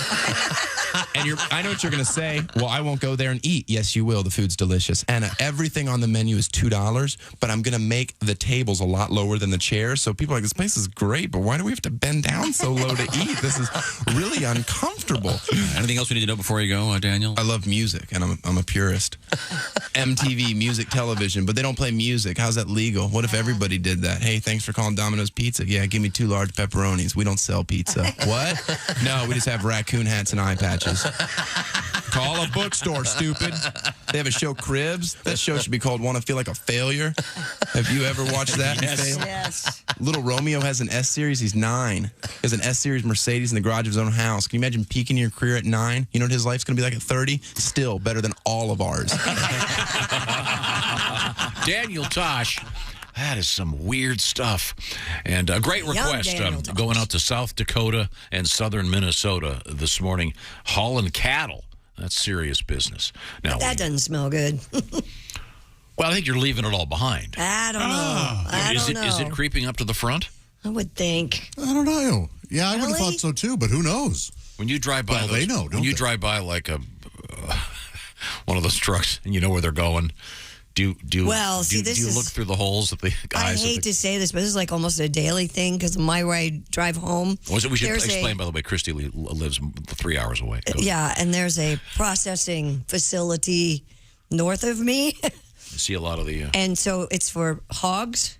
So on a daily basis, I pull up usually next to one of these trucks and the little snouts are sticking out. To this day, every time I look at bacon, I go, oh, man. That looks delicious. Okay. You just feel so sorry for those little piggies. Well, sounds like a lovely part of town you live in. David Rush, our man, has captured the Guinness World Record for the furthest distance traveled on a unicycle while juggling continuously. Okay. And not getting beaten. Oh, jeez. The record to beat was 20,000 meters, a little over 12 miles. Mr. Rush managed to cover a total distance of 49,473 meters, or 30.74 miles. How many? This guy do anything How else? many half-full sodas did he have to dodge? The successful attempt took him 3 hours and 20 minutes to complete. Not only was the record an undertaking in and of itself, David also had to contend with unforeseen challenges. Like? Including 2 bugs that flew into his eye. Wow. So nothing hurled at him. So did he do it on a track and just... Yeah. Okay. Oh, he just kept going around a track? But still, he's on a unicycle and he's juggling. Yeah. So He must have been so tired. So bored. Well, my balls are killing me. Oh, the ones he's juggling, of course. Of course. I mean, that's amazing. Yeah. Could you imagine just being a regular overweight guy and you're finally going down to the track to go on a walk? You're just going to go for 10 minutes. And just as you start, you see this maniac unicycling and juggling. And you have to go till he stops because he's doing so much. You can't end your walk while he's juggling on a unicycle. Or you feel like a loser when you go, oh, they see that guy on the unicycle? Well, at least he's not juggling. Wait a minute. His kids have to be under a lot of pressure. Why? What do you mean you said you can't, Bobby? Oh. Daddy rode a unicycle juggling for 3 hours. There's no such thing as you can't. Hey, Mom, who's this guy? Where's your special friend? You know, have you ever seen, there's a guy around here. I was just talking to a friend of mine at the bike shop yesterday. There's a guy around here that... Here we go. There's a guy around here, I swear to God, he has like a 10-foot high unicycle. Have you seen this lunatic? I have not. No. I'm totally serious. When they're that tall, they can get on them like right on a parking lot or wherever on the road. They can get on those. They like hop on, or they? It's this guy's crazy. notorious. There's a crazy long chain. I was just at the bike shop the other day, and the white guy said, "Have you seen this?" Oh yeah.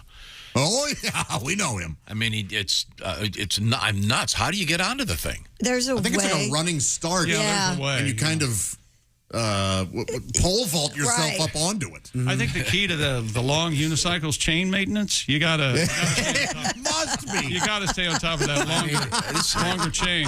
Dean, have you ever seen this guy? No, okay, because he lives. I saw him right near your house. Does he look like a weirdo? I couldn't tell. I was so stunned. He came. Other than being 20 feet in the air. Right. I mean, does he have like a handlebar mustache or one of those dudes? What a crazy thing to do. Is it the guy with his shirt off? That guy's an animal, huh? So that's what you noticed? Not that he's on a unicycle. Well, no, because I've seen the guy with his shirt off, but his unicycle's only like 4. It's like a regular unicycle. Oh. No, this guy's way up high. Yeah, no, this guy, he's shirtless and he's got skin of leather. And this guy was going the wrong way down a bike lane. Huh. Right here, right? I mean, like a mile from here. Huh. Wow. And I freaked out. I'm like, oh my God, I'm going to kill this guy. Wait a minute. Because he came around the corner coming right at me. Did you say he was going the wrong way on a bike lane? Yeah. He came off a side street onto the bike lane. How do you Yeah, go the wrong way on a I thought bike lanes were 2 ways too, but No, there's maybe a bike, this is a there's a special bike kind. lane on either side of the street at that particular road. Interesting. With an arrow on it pointing. You're supposed to go with the traffic. Does he wear a helmet? I didn't know. Again, it happened so rapidly. Oh, okay. I thought I was hallucinating, and then I started asking around. And like I said, I was at the bike shop yesterday, and we were talking about this guy. I said, "Does this guy bring his unicycle over here?" What are the unicycle helmet laws in this state? It's a good question. I'll look them up. Also, if you have a unicycle, you do your own maintenance on the thing. You don't take it to a shop. You're a weirdo that rides a unicycle. Yeah. You definitely do. I would think. I'm probably not a lot of problems with a wife. I'm guessing we're a girlfriend. What can get me out of the house and still? Boy, oh boy. That's something. Wow. Now, we were talking last week about doing something called the Pocky One Chip Challenge. I have one right here.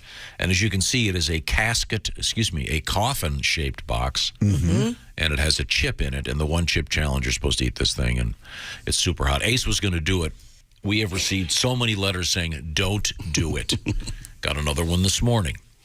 Do not do the One Chip Challenge. My friend did it. He prescribed his post-chip bathroom trip as devastating firea. Funny. Which I guess is a portmanteau? How do you say that? Sure, yes. Of fire and diarrhea. We had a letter from a guy who said he was on the ground in the fetal position for an hour, almost went to the hospital.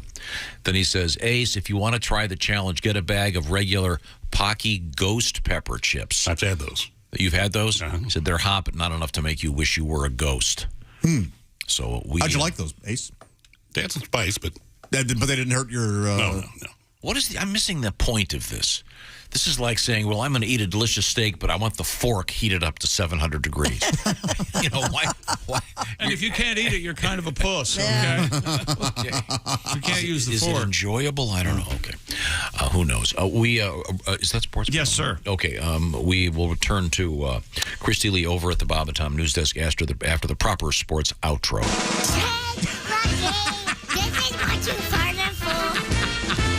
Wherever you go, whatever you do, always be a good sport. Christy. He set up the outro. I've never heard that before. Never heard it before. Those new to the show need to know what's happening. Okay. The outro doesn't speak for itself, Christy. Nope. We were talking about unicycles. We were talking about bikes. I'm surprised you didn't walk us through unicycles. Now, you've seen bicycles. Of course, bicycles are, meaning two. And, well, this is a hover bike, and it flies. Wow. It made its debut at the North American Auto Show. The Detroit News reports that Mr. Shohei Komatsu, founder of Airwinds Technologies, provided members of the media with a live demonstration of the X-Turismo hover bike at the Detroit airport. Komatsu said the hover bike is currently being sold in Japan, though he hopes the U.S. government classifies it as a non-aircraft. If you'd like to pick one up, the estimated price is about $770,000. Huh, all right. He added the company plans to begin selling a smaller version of the hover bike in the United States in 2023, and by 2025, hopes to be able to get the cost down for a smaller electric hover bike to about $50,000. That's not a good sales pitch.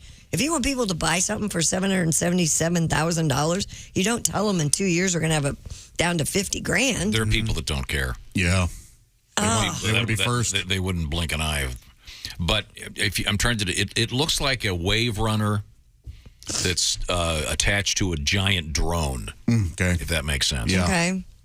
Looks unbelievably scary. It's black, and it's just they show the guy looks like some kind of ninja warrior. You wouldn't do it? It'd look fun. Can you imagine how dangerous this thing would be? How high off the ground? Well, yeah. How high are we talking? It doesn't matter. It's well, it does. I mean, is it 5 feet or is it 50 feet? What's the difference? What are you going to hit? I think it's as high the as ground, to be. gravity. If you're 10 feet off the ground, it hovers. So that means it probably goes up and down like a helicopter. No, but it's like it could crash. You could.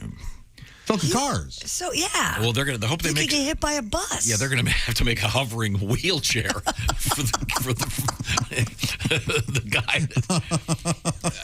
The average person, there is no way that this should be driven by.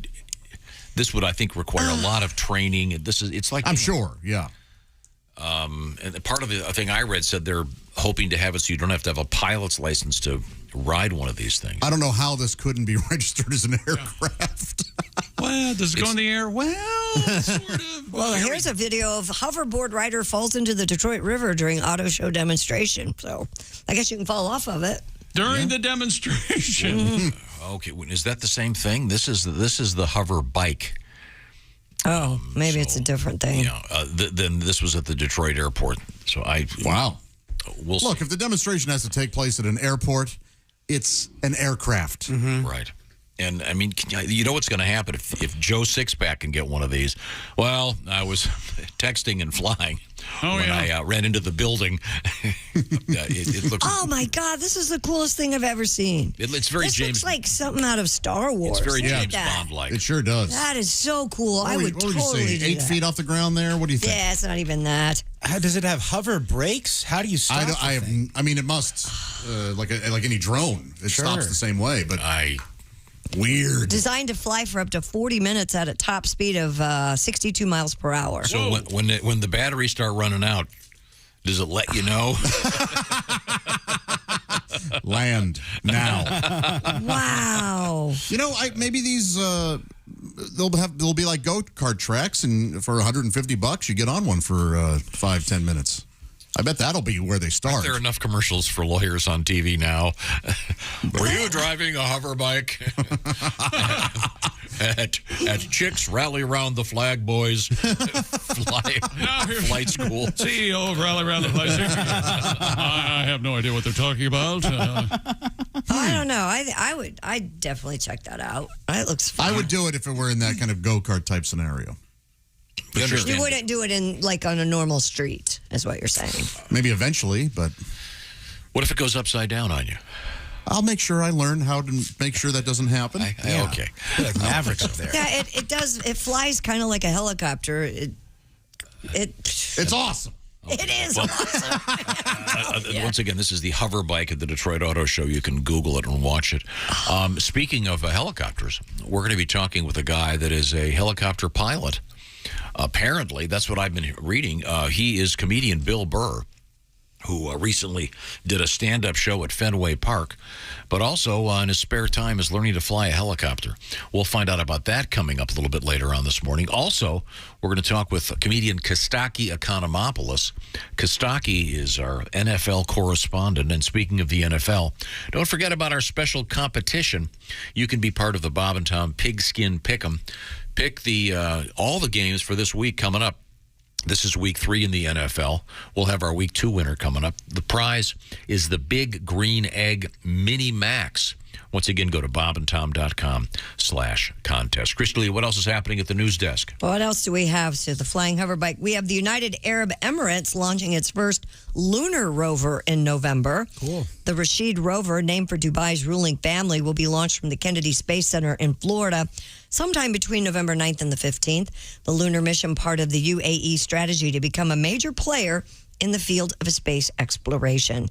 If the moon mission succeeds, the UAE and Japan would join the ranks of only the U.S., Russia, and China as nations that have put a spacecraft on the lunar surface. Huh. Well, it probably reminds him of home. Look out the window. Lunar lander. Hey, look. You're not kidding. Those cities are... Hey, look, sand. Yeah. Those cities are amazing. And then you look to your left or right, and it's like, oh, my God, we're in the middle of a giant desert. Yeah.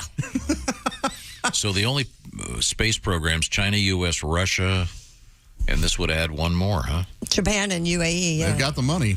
Okay. Yeah. I just hope we get the first nuke base up there, if you know what I'm saying. Do you want to nuke the moon? Is that what you want to do? No, I want to be able to nuke people on Earth. I'm laughing because you already think there isn't a nuke. Oh, okay. It's already up there, my friend. Yeah. Come on. And that's Putin's car. Fire. Let her rip. Maybe a bit of overkill there. Oh, I don't know. I'm not too sure in that case. Coming up, a special event on this show on Friday. Once again, a special Kentucky broadcast starring Josh Arnold from a random hotel room in Kentucky. That's right. I don't know why you're upset about this. I think I'm not. I think it's really kind of that fun. That part's kind of right, yeah. You said it correctly this time. Josh is going to be... He only had to almost have a nervous breakdown to get you here, but here we are. Josh is going to... What is the main band you're going to see? I know that there's a whole bunch of great bands. Once again, the second major festival of music in Kentucky in the space of like 15 days. I'm always excited to see Slipknot and boy, oh boy, In This Moment. Hailstorm, The Pretty Reckless. All three of those led by women, and they're the hardest rocking bands. They're amazing. Lamb of God, I've never seen, so I'm excited to see them. Josh likes girl music. Love it. It's called Louder Than Life, and among the loudness will be the Red Hot Chili Peppers, Kiss, Alice in Chains. And when is the Kiss last tour going to wrap up, Ace? They have not announced. Okay, so they're going to. It's like Bob Dylan. They're on the road forever in their final tour. Well, it was supposed to be this year, but the pandemic pushed things back. Okay, you and I got to go see him together. Oh, God. I'll see him this week. Ace, are you going to give them a text? Let them know I'm coming? I can do that. All right. Okay, very, very good. How many Kiss shows have you seen, Ace? Around 300. Around 300. Okay, that's. Why don't you come down? You're only a couple hours away. I'm not a big festival person at all. Come for Kiss. Okay. When we come back, we'll be visiting the news desk with Christy Lee. Sure you will. And coming up, comedians Bill Burr and Kostaki Economopoulos. This is the Bob and Tom Show. Think you know your pro football? Then play Pigskin Pick'em every week at bobandtom.com/contest. It's your chance to win a Minimax Big Green Egg. This is the Bob and Tom Show.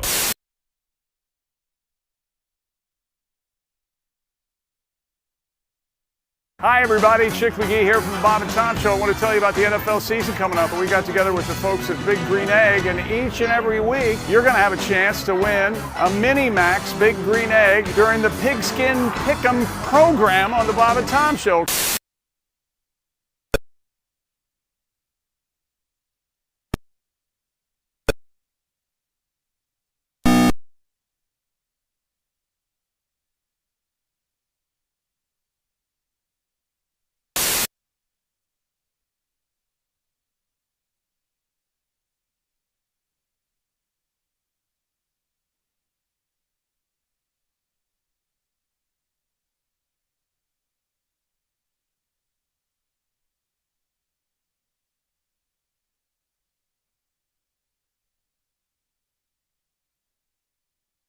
We got some extra from the Bob and Tom Show.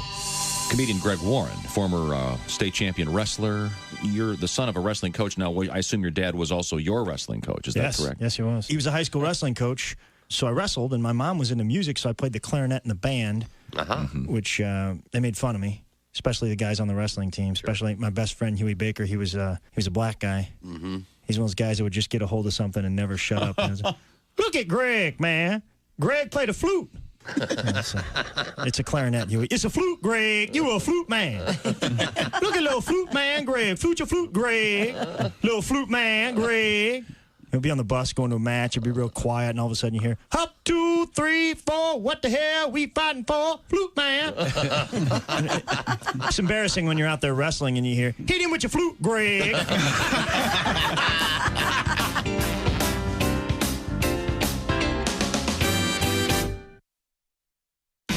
This is Bob and Tom 24/7. It's a Tuesday coming up. Kostaki Economopoulos to make fun and laugh at your NFL football team. Also, comedian Bill Burr going to be joining us. We tried to catch up with him last week, had some communication difficulties, but today, we've got it dialed in, baby. Comedian Bill Burr going to be on the road, by the way, this Friday, September 16th at the Wells Fargo Arena in Iowa. Coming up Friday, September 30th, Bloomington, Indiana, Assembly Hall, and Sunday, November 6th, Madison, Wisconsin. Hello, Madison. The Alliant Energy Center is where comedian Bill Burr will be appearing, and you can find out more at BillBurr.com. But hopefully we'll be talking to him. You know, he played Fenway Park. That's right. Comedian doing stand-up in Fenway. He's from the Boston area. That had to have been a thrill. Tom's going to ask him about it. That's the 9 o'clock hour. Comedian Bill Burr and Kostaki Economopoulos coming up on Bob and Tom 24/7. Hi, everybody. Christy Lee with your Bob and Tom Entertainment News Update. 13 years after James Cameron plunged us into the cosmic world of Avatar, his science fiction epic is poised to again blanket movie screens and transport us back into the land of the Na'vi. To whet moviegoers' appetites ahead of the December 16th debut of Avatar, The Way of Water, Cameron Friday will release Avatar in a remastered 4K HDR version. When Mad About You reunited after 20 years, Paul Reiser says it was joyful, but his new sitcom is the opposite of that. The series reboot is about a made-up 90s family comedy called Step Right Up that reunites for another run, but the cast doesn't get along. Series creator Stephen Levitan, who also created Modern Family, says it's both a love letter to sitcoms and a roast of them. Reboot premieres today on Hulu. And the video game producer Rockstar Games says early development footage from the next version of its popular Grand Theft Auto was stolen in the hack of its network.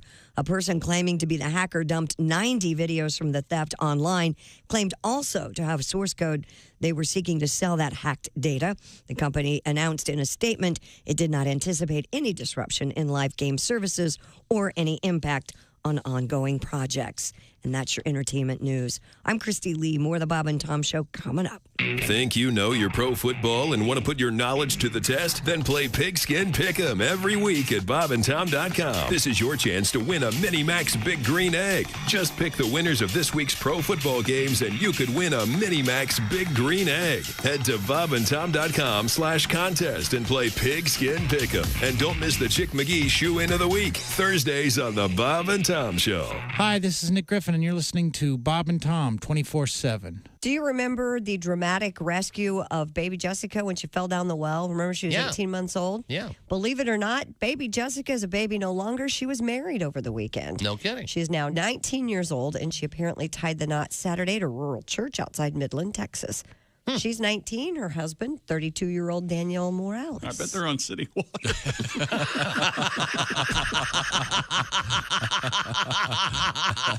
Chick, I forgive you for everything you've ever done.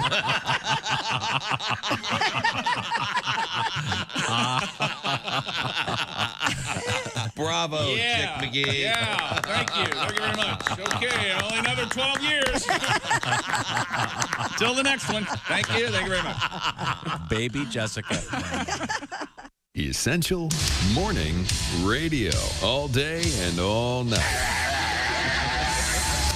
This is Bob and Tom 24/7. 24/7. 24/7. Turn it up.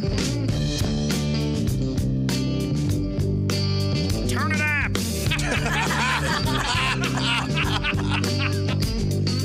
Ball with the ball, the bang, digga, digga, digga. Said the boogie, sit up, jump the boogie, say cowboy. With the top laid back and the sunshine shining.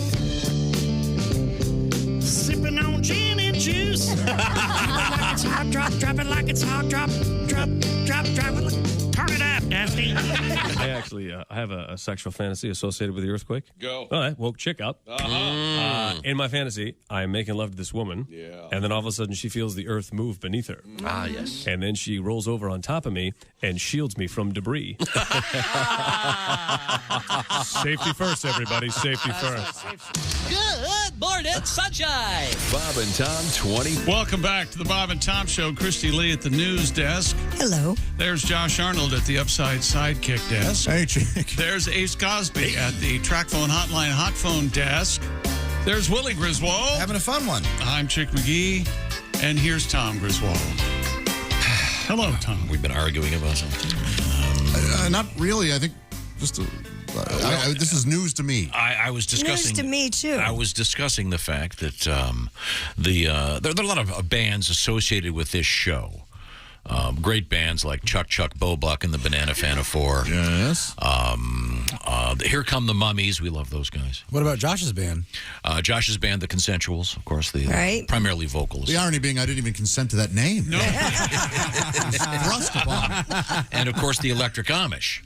Sure. And I was just saying that there's a generation that doesn't even get the gag there, which is that the Electric Amish is a knockoff, of course, on the famous band, the Electric Prunes. No. I never knew that. I just think it's never did either. a band that... See, even one of the founding members is shaking his head saying he didn't know that. Well, that's because he hates the Amish. And I don't know about that. What? This is... I think he's... I think you're correct I think about... he's related. I think you're correct about him hating something, but... Do you want to hear this? This is the Electric Prunes. Ace, do you know? Remember this tune? Yes. Okay. I think the joke is the Amish can't use electricity. Right, But they're that's the playing joke. electric Of guitars. course. It's right there in the name. It Has tells you nothing everything. to do with with the prunes. There are a couple of great American bands from a certain era. There's the Electric Flag. I'm sure you're familiar with them. Killing Floor. Electric Light Orchestra. Never heard of Electric- Electric Flag. I'm either. sure you're No one familiar You need to with them. expand your musical background here. You need to get into the 21st century. So I can hear more. Man, we'd settle for the 20th. At this point. Yes, I need to hear more. Latter half more of the 20th. songs about bitches and hoes. No, this is. Oh, my goodness. What do you think Ozzy Osbourne was singing about? What do you think AC/DC was singing about? Bitches and Hoes. I like those tunes. See if you recognize this song. This is a classic.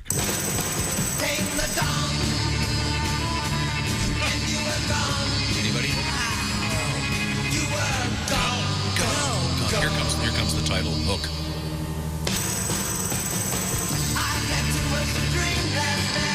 Never heard I had too much to dream. I had too much to dream last night. Oh, you psychedelic weirdos. And it's got that Don't throw me into this. I've sort never of heard it. sort of fake shimmering sitar-like guitar. I was in there. referring to the band, but yeah. Ugh. Why do all your favorite singers sound like they're terrified as they sing their songs? I had too much to dream last night. I think Too much to dream. All take you take a couple tabs of acid, you think you're interesting. It's a mistake. Well, yeah, I appreciate it's a mistake many people candor make. there. Boy, you've heard of the Electric Prunes, right? Eh? Yeah. Okay, Electric Flag. No. Electric Flag. Yeah. What was their big hit? I had too much to dream. No, that's the Electric Prunes. That wasn't Dean. Wasn't the Electric Flag? Wasn't it Killin' Floor, the classic? Classic. Well, no, it's a remake of an old You have blues no. number. You are. I was going to say that is a blues number. Electric Flag. Oh, I've heard Robert Johnson's Killing Floor. Okay. Yeah, and then Killing Floor. Is there? No. They have a song called "Losing Game," which has 1 million listens. Killing Floor has 890,000 listens. Not bad. Compared to think about that's like 12 NFL stadiums in a Sunday. But that's on all of Spotify. Well, Spotify's a big world, Christy. apparently they're famous for a movie called The Trip. Are you familiar with that? Yeah. Peter Fonda. Of course he was involved. Of course he was. Yeah, that's how we know. Dennis Hopper directed, That's right? how he knows it. Or they gave the camera to a baby on his head. The camera's strapped to a baby's head, and it just But see, crawling around. I always thought this is the name, brilliant. Avant-garde. the name The Electric Amish is an homage to the previous bands that had electricity in their name, like the Electric Light Orchestra, the Electric Flag, the Electric Prunes. Can you look up at how many listens the Electric Prunes has on that thing? Sure, I did, and it was about 9 million on that song you played. Look at that! Look at that! 9 million. That's bigger than the island of Manhattan's population. This is so weird. This is so. Why do you perceive numbers like this? It's a way of The life. lengths you'll go through to try to just be a little bit right. And it could be one guy on a constant loop that's listening to the same song. I should have gone into politics. If You I can really lie should've. like this, You're pretty good. and make this BS Yeah. sound almost valid. You're not bad at wagging the dog. Maybe I should go into politics. No, thank you. You have too much of a soul. Yeah, sorry, I can't. Yeah. So no one's ever heard of the Electric Prunes? No, Tom. You determined that. Okay, well, Thank you for introducing us to them. You're welcome. Don't kiss his ass. No, I'm just wondering if that will end the conversation. Yeah, that's it. I'm trying a new tactic. You're going to hear them all week. Should we about grab the Electric Flag? I think we have to. No. I think we have to. We'll keep talking about it until we're all dying. Are there any other bands that have electricity in their name? Electric Mayhem. You know who that is? No, I don't. That's the band from the Muppets. Dr. Teeth and Electric Mayhem. Yeah. I bet they took the main Here we go. name from the Electric Prunes. I bet they did.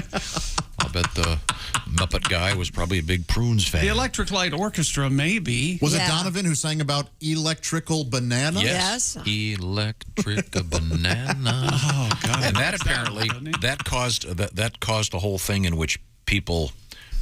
By people, I mean my friend Steve. I probably should give his last name because I'm mad at him right now. Oh, are you? Yeah. Why? What do you do? Oh, we were supposed to go see. It was going to be our very first rock concert. I was in like the 8th grade. You're holding a grudge a long time. Oh, that's my special. And we were supposed to see the then extraordinarily popular and great band Simon and Garfunkel. And he bailed on me, and I had to go with my mom. I bet she loved it. Oh, yeah, but it's really awkward. The guy next to you is handing you a J. I'm giving him the old, Mom's here. My mother. This is a grudge from 1967. Yes. Maybe 66. I'm not sure. Yes. It's okay, Tom. Great men never have had friends when they're children. It's okay. In any event. Oh, did Steve smoke a banana? Is that where you're going? Yes, Steve. The banana peel thing. And this was pre-internet, so I don't know how this recipe got all over the place. But apparently, you were supposed to peel a banana, scrape the inside of the peel, let it dry out, and then let it dry out, and then smoke it. Does nothing. We did it. Steve went on to an incredibly successful career. Did you hear your son? We did it. We did it in 6th grade. Did it do anything? No, and it was terrible. We probably got some sort of chemical issue because we used tissue paper and tape to roll it up. It was we were some real idiots. Yeah, having fun. Me and the Berman boys. What are you going to do? How did they get the recipe from? It was just one of those things that was around. You just heard about it from the bad kid on the playground. You know, some of those things they're in the hive mind for some reason. Yeah, Steve went on to be extraordinarily successful, which is really irritating. What does he do? I think right now probably looks at his feet in the sand. Yeah, he does. Good for him. All right. It's actually actor Steve Buscemi. Oh, how about that? Who knew? Now, before we take a break, a little bit of the electric flag, ladies and gentlemen. Thank you. Once again, the Amish based their name. A full horn section? Who wouldn't love this band? That's not bad. And their lead singer's Lyndon Baines Johnson. Okay. So this is all to say that if you've been hearing the rumors about the breakup of the Electric Amish, not true. Did we even get to a song by the Electric Amish? No, we haven't played a song. We played one earlier, yeah. Okay. We had a trucker request. I got another one. I got another one ready to. What is the word I'm looking for? In the pipeline? Yeah, in the quiver, on deck, the ammo of up your ass. You know where it was? When we come back. Also coming up, Kostaki Economopoulos and Bill Burr, comedian. This is the Bob and Tom Show. This is the Bob and Tom Show. Text us at 888-262-8661. More Bob and Tom next.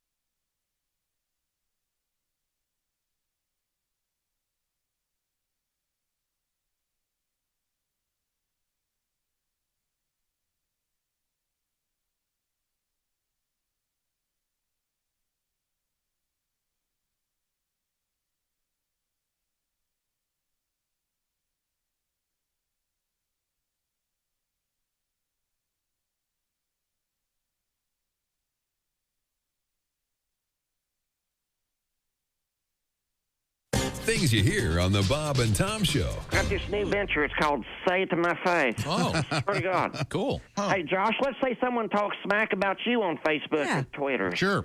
And the first thing you do is you call me, then I go to their house.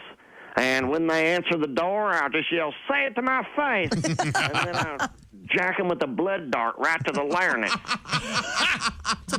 And Christy, you and your ladies don't got to worry either, because I got you covered too. See, my friend Tosh and I are launching an all-female company called Oh, No, You Didn't.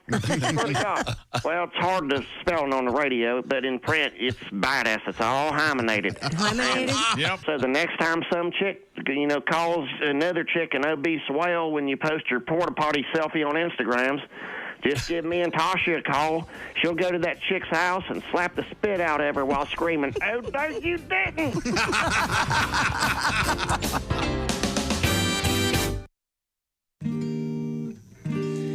Hey, this is Henry Phillips, and you're listening to Bob and Tom 24/7. Well, what else would you be doing with your time? Henry Phillips. My name is Mark Allison. You're listening to Bob and Tom 24/7. It is Tuesday, September 20th. Kostaki, Economopoulos, Bill Burr, and you. Thanks for joining us. We've got more fun and frivolity around the corner, and you're listening to Bob and Tom 24/7 on a Tuesday. Good morning. I'm Mark Allison with a look at things you may have missed. Weather from around the world. A tropical storm that dumped heavy rain as it cut across Japan moved into the Pacific after killing 2 and leaving thousands of homes without power. New damage reported today in southern Japan, where Typhoon Namandadal hit over the weekend before weakening as it moved north. A wall was damaged in a building where Japan's aerospace agency assembles rockets. 2 deaths reported Monday. In Miyazaki Prefecture, another person missing in Hiroshima. More than 130,000 homes still without power. Ground transportation operating normally, but dozens of flights canceled in northeastern Japan. Meanwhile, Hurricane Fiona barreling towards the Turks and Caicos Islands as it threatens to strengthen into a Category 3 storm, prompting the government to impose a curfew. Forecasters say Fiona could become a major hurricane sometime today. It's expected to pass near the British territory. Premier Washington Missick, who was in London attending the funeral of Queen Elizabeth II, urged people to take every needed precaution. The intensifying storm also kept dropping lots of rain over the Dominican Republic and Puerto Rico. And that's a look at weather from around the world. And you're listening to The Bob and Tom Show. Hey, hi, this is Tom. And this is Chick from the Bob and Tom Show. Hey, Christy, what's the best way to get full access to the show? Hey, what? You introduced me. That would be to become a Bob and Tom VIP. Very good. Now, Josh, what's a feature of Bob and Tom VIP? Wait a minute. Well, the live 5-camera video stream of the show, plus a podcast of the show and comedy from the Bob and Tom archives. Excellent. Chick, what do you have to say for yourself? Become a Bob and Tom VIP now. Just go to bobandtom.com/VIP. See, that was worth the wait, wasn't it? Bob and Tom 24/7. It's not on air. It's online. Bob and Tom 24/7.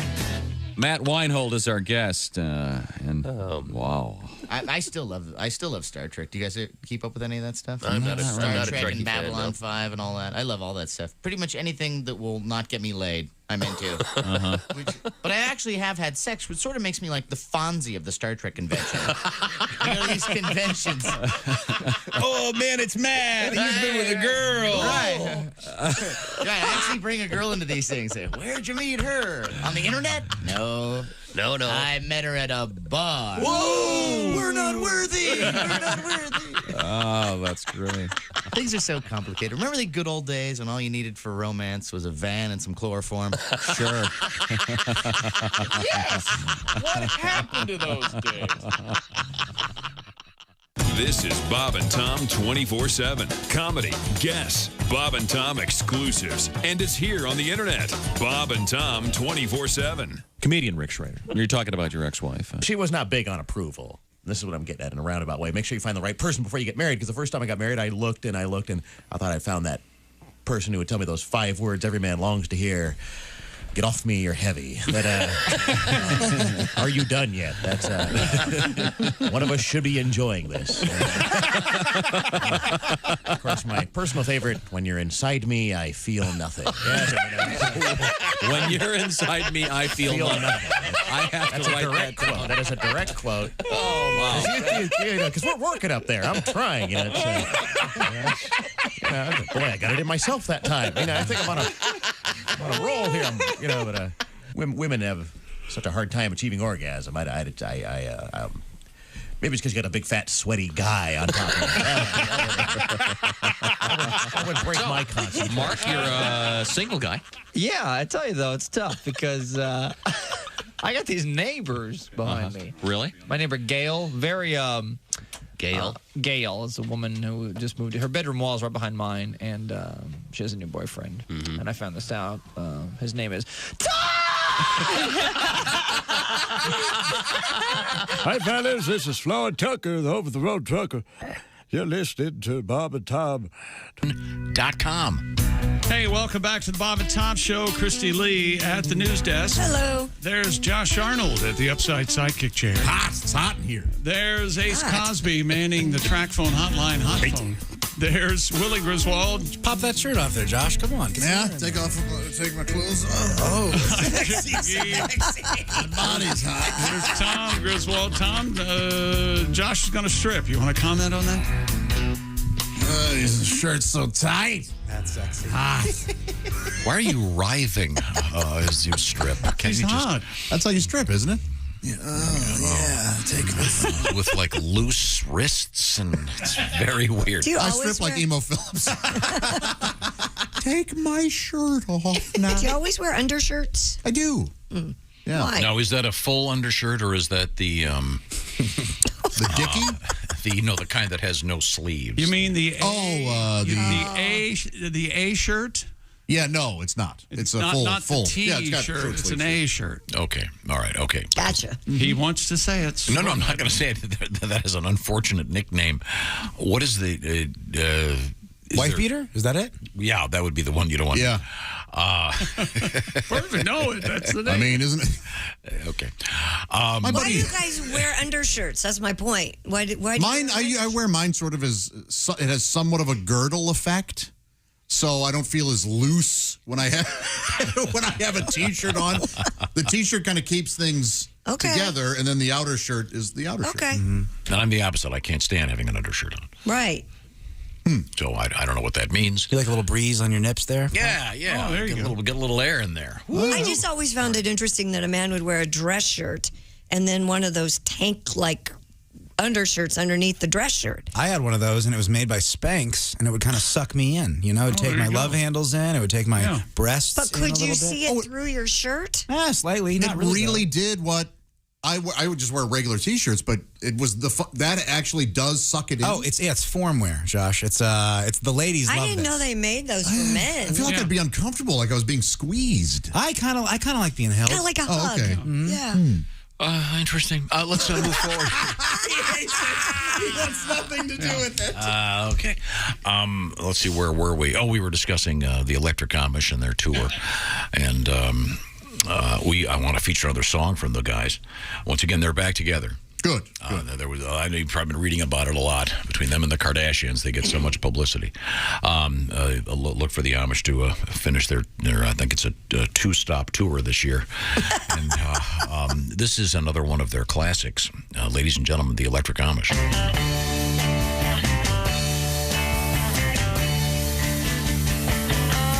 Oh, yeah, I think that farming should all be done by hand. And when I see your tractor, I want to hoe your land. I want to hoe your land. I want to hoe your land. Yeah, you got that combine, which I don't understand.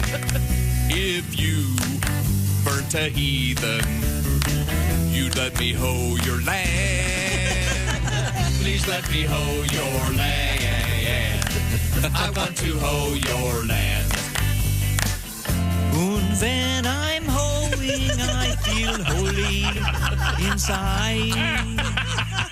But John Deere tractors are forbidden. I can't ride. I can't ride. I can't ride. My mule sure is something. Don't cost no 20 grand.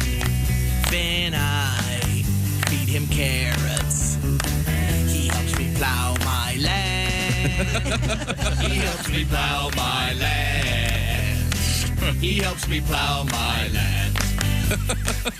And when we're plowing, we feel happy outside. I used to have another mule, but he died. He died. Yes, he died. You English with your tractors, you'll surely all be damned. If you weren't so lazy, you'd go and hoe your land. Now go and hoe your land. Please go and hoe your land. You'd better hoe your land. The Electric Amish and the classic "I Want to Hoe Your Land." One of the few times the word "hoe" is used in music as a farming implement. Typically, they're bitches hoeing, if you will.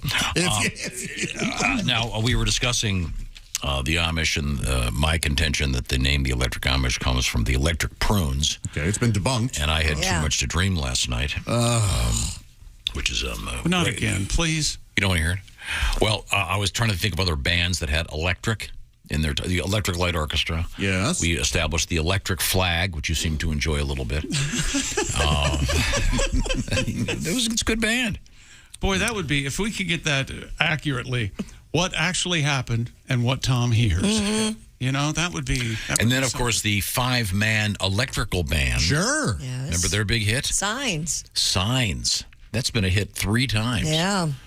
Tesla? Yeah, They Tesla did a nice version of it. And, of course, Dos Boys did a great version of it. Would you like to hear this? This is a great version of the song. Oh, yeah. And the sign said, anybody caught trespassing will be shot on sight. So I jumped over the fence and yelled at the house, hey, what gives...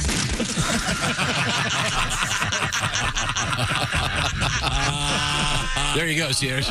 I don't know where they got that gun sound effect. That's awesome. I love That's it. Dos Boys. And the classic version of the song Signs. Yeah. There's an album, Electric Larryland, by Beehole Surfers. Which I've heard people say on the radio, but we can't, right? I don't think so. Weird rule. The Beehole Surfers. Yeah. Electric Larryland, of course. Which is a play on Electric Ladyland. Right, yeah, Hendrix. There's plenty of electric songs, Electric Feel, Electric Slide. Electric Blue. Electric Blue, thank you. There's a band in the late 80s called the Electric Boys. What did they do? All Lips and Hips was their hit. Lips and Hips? I'm all in. I'm so in. All lips and hips. She's all lips and hips. I enjoyed Ace's version of it very much. I feel like I heard it. Yeah. The Electric Boys. I Is don't remember that them. what genre would that fit into? Is that a rock song? Yes, it's a rock song. Was it a hair band? They would have fit in that genre, yeah. All right. It sounds like a rollerblading gang or something. The Electric Boys. It does, yeah. Not that tough. Yeah. Now, we turn back When to Ace said genre, it reminded me of the kids stacked up on each other's shoulders trying to sneak into the movie, into the big ring. Go, yes, we'll seeing a movie of the horror genre. No, we're here legally. One ticket, please. Ticket, please, for that genre. Now, Christy Lee is still at the Bob and Tom news desk. We're going to We talk. don't want to be anywhere else. We're going to. That sounded insincere. We're going to be talking to Kostaki Economopoulos shortly, and Bill Burr, comedians both. What do you got? I have something for you. If you love candles and the scent of Texas Roadhouse's honey cinnamon butter, I do. look no further, my friend Willie. The new candle is out there from the restaurant chain. They're going to start selling the honey cinnamon butter candle starting September 23rd. Did you say cinnamon? Cinnamon. Cinnamon? Cinnamon. Cinnamon. It'll cost you $12, and they're going to announce the actual link that you can order it on the day on social media. So that will be on September 23rd. So I just had some last week. didn't you? Oh, there's. I found it. I think this is it. All Hips and Lips. Does it sound familiar? Yeah. Oh, it starts out with sitar. Yeah, then built in. Wait a minute. Hang on a second.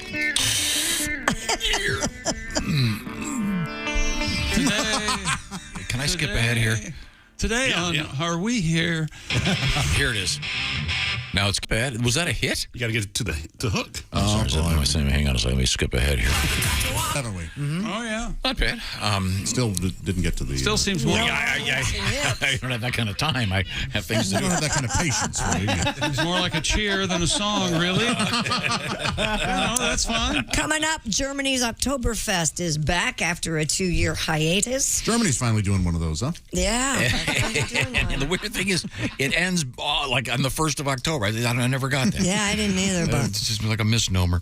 Let's see, where were we? Oh, I know. We were talking about safety, personal safety. That's right. And can you put the price on the safety of you and your loved ones? Of course not. But if you would, Simply Safe would be very affordable. What do you think of that? It's the do-it-yourself, design-it-yourself home security system. Simply Safe protects you with cutting-edge security technology powered by 24/7 professional monitoring agents who always have your back. And here's why. Simply Safe blankets your home in protection with advanced sensors for every room, window, and door, and HD security cameras inside and out, smarter ways to detect motion that only alert you when a threat is real, and even hazard sensors that instantly detect fires, floods, and other threats to your home. And their monitoring experts use proprietary advanced response technology to visually confirm when a break-in is real, so you can get the highest priority police dispatch. Customize the perfect system for your home, then do it yourself. Install it yourself in just a few minutes. Go to simplysafetom.com to get started and claim a free indoor security camera plus 20% off with interactive monitoring. That's simplysafetom.com. There's no place like Simply Safe. Thank you very much, Chick McGee. Coming up, comedian Kostaki Economopoulos, comedian Bill Burr. This is the Bob and Tom Show. Bob and Tom 24/7. Having a little cup of coffee here. You caught me having a little cup of coffee, a little cup of Joe. I make the coffee around here at the Bob and Tom Show. That's why it is so darn good. Good morning. I'm Mark Allison. It is Tuesday, September 20th. Kostaki Economopoulos, comedian Bill Burr, and you. Hey, don't forget to get your Bob and Tom Pigskin Pick'em picks in. That's right. Week 2 over. We'll have the winner for you tomorrow at some point, but week 3 gets underway Thursday night, so get your picks in now at bobandtom.com/contest. It doesn't matter if you didn't pick a single game right in week 1 and week 2. Week 3 is your week, people. I am telling you, you are going to win this week. It's positive confidence. That's what you need. All you have to do is pick the winners. No point spread, no nothing. You pick the most winners, you could win a Big Green Egg Mini Max. It's just that simple. Again, details at bobandtom.com/contest. And I will warn you, entering the contest can take a little bit longer than you're used to. It sort of takes a bit for it to download for the hamsters and gerbils to get all the wheels turning, but it does pop up. So just be patient, ladies and gentlemen, and you will get your entries in. Again, bobandtom.com/contest, the Bob and Tom Show Pigskin Pick'em, week number 3, sponsored by Big Green Egg. And good luck. You could win a Big Green Egg Mini Max and be able to pick against Chick McGee and the shoe-in of the week. It's all available for free at bobandtom.com/contest. And good luck from all of us here at the Bob and Tom Show. Hi, everybody. Christy Lee with your Bob and Tom News Update. Hurricane Fiona is barreling toward the Turks and Caicos Islands as it threatens to strengthen into a Category 3 storm, prompting the government to impose a curfew. Forecasters say Fiona could become a major hurricane today when it's expected to pass near the British territory. The intensifying storm also kept dropping copious rain over the Dominican Republic and Puerto Rico. Visitors to the new terminal at Orlando International Airport may want to wear sunscreen. Along with the sun, there's a plethora of realistic-looking fake palm trees, views of blue skies, and billowing clouds. The 1.8 million square foot Terminal C lets you know you're in Florida, and that's the point. The world's 7th busiest airport makes a $2.8 billion bet when it opens this week that Florida's tourism has moved beyond the pandemic. And when President Joe Biden announced a plan to forgive student loan debt, many borrowers who kept making payments during the pandemic wondered if they'd made the right choice. Borrowers who paid down their debt during the pandemic freeze that started in March of 2020 can now, in fact, get a refund and then apply for forgiveness. And that's your news. I'm Christy Lee. More of the Bob and Tom Show on the way. Things you hear on the Bob and Tom Show. Hi, I'm Marty Gleckman for Casket Carnival. It's a Casket Carnival. You won't lose your shirt. It's a Casket Carnival. When we shovel on the dirt, we'll make sure you really save before we stick you in the grave. We won't steal from you. Casket Carnival. We've got lots of games and prizes, and since many of our coffins are scratch and dent or gently used models, we pass the savings on to you at Casket Carnival. And don't forget to say hello to our lovable mascot, Embalmo the Clown. Hey, yeah, there. Thanks for coming to the Casket Carnival. You're really going to dig our prices there. Don't forget to ask about our layaway plan, huh? Hey, geez, what's wrong with these people? I'm dying up here, huh? At the cremation station, we want to earn your business. You know, sometimes I wish I were dead. Hi, this is Kostaki Economopoulos, and you are listening to Bob and Tom 24/7. Oh, that was a good flight. Yeah, it was. Nicoterm. That's the name of it. Nicoterm? What's that? It's a patch. It's a patch? Yeah, it helps you quit smoking. My doctor gave it to me. Nicoterm's a patch? Yeah, Nicoterm it's a patch. A patch? A patch. Some kind of patch? Yes, it's a patch like you put on your arm. Nicoterm is a patch? I'll be damned. Yes, it's a patch! 2 days later, different flight, same airport. What do you mean a patch? It's a patch. You mean like a cabbage patch? No. Like a briar patch? No. Like a patch of pirate wear? No. You mean like a patchwork quilt? No. You mean like a Clarence Carter No. patches? Why can't you understand this? It's a patch your doctor gives you that you wear on your arm. What do you mean arm? 2 days later, same airport, yet another flight. Now, let me get this straight. Nicoterm is a... Nicoterm, guaranteed to help you quit smoking. I think it's a patch. Bob and Tom, 24/7. Comedy via your computer. Bob and Tom 24/7. This is Bob and Tom, 24/7. Joining us in the studio, comedian Mark Eubanks. Did you go to college down in... I went to college in University of West Virginia, Morgantown, West Virginia. Oh, really? I was a mountaineer. Well, why would someone from Florida go to college in West Virginia? Because you didn't have to be real smart to get into school there. Basically, showing up got you that piece of paper. Valedictorian was a 2.0. On the breathalyzer. Joining us in the studio, comedian Ed Yeager. Hi, guys. Hi, Ed. How are you? Good. Good to see you again. I'm glad football season's almost here. I love football. I do, too. I was I was in a hotel room, and I was watching a football game, and I opened the drawer, I pull out the Bible, I turned to John 3:16. Mm-hmm. And it actually says, "Sitteth thee in the end zone with a large sign." Hi, this is Bobcat Goldthwait, and you're listening to Bob. Back to the Bob and Tom Show. Christy Lee at the news desk. Hello. Are you eating a chocolate drumstick? I am. The last bite. There's Josh Arnold at the upside sidekick chair. I, too, am eating a chocolate drumstick. It's a chicken leg dipped in chocolate. Those many drumsticks, hard to beat. There's Ace Cosby manning the track phone hotline, hot phone. Hey. There's Willie Griswold. Let Christy enjoy her breakfast ice Perfect size. 70 calories, one little drumstick. Perfect. Good mouthfeel. What did your mother Mouthfeel's important when you eat. I'm Chick, and hello, Tom. How are you, buddy? Just reading the mail. Oh. There you are. This is one of those good news, bad news for me. Yeah. All right. The guy says, I hate to feed the beast that is Tom, but I have to admit that Electric Flag song is great. Then the bad part. It helps cleanse my ears of the flaming turd of a song by the Electric Prunes. Thank you, Joe in Wausau. Remember those commercials at USA in the middle? Yeah, I do remember that. Yeah. Hey, look who's joining us. There we go. It's Kostaki Economopoulos joining us from California with his plant. Oh, yeah. Is that a real plant or plastic? That's a real plant. Oh, He's got real plant money. Have you named it? I take care of stuff. I haven't named it yet. I should give it a weird Greek name. Oh. What, like Stavros or baklava? What? How about how about booty hoe? Yes. Backdoor sex. That's subtle. That's my plant, backdoor sex. Can I get you another glass of wine? No, we should explain that. Kostaki Economopoulos, recently single. That plant sees it all. You're in the process of getting a divorce. Is that correct?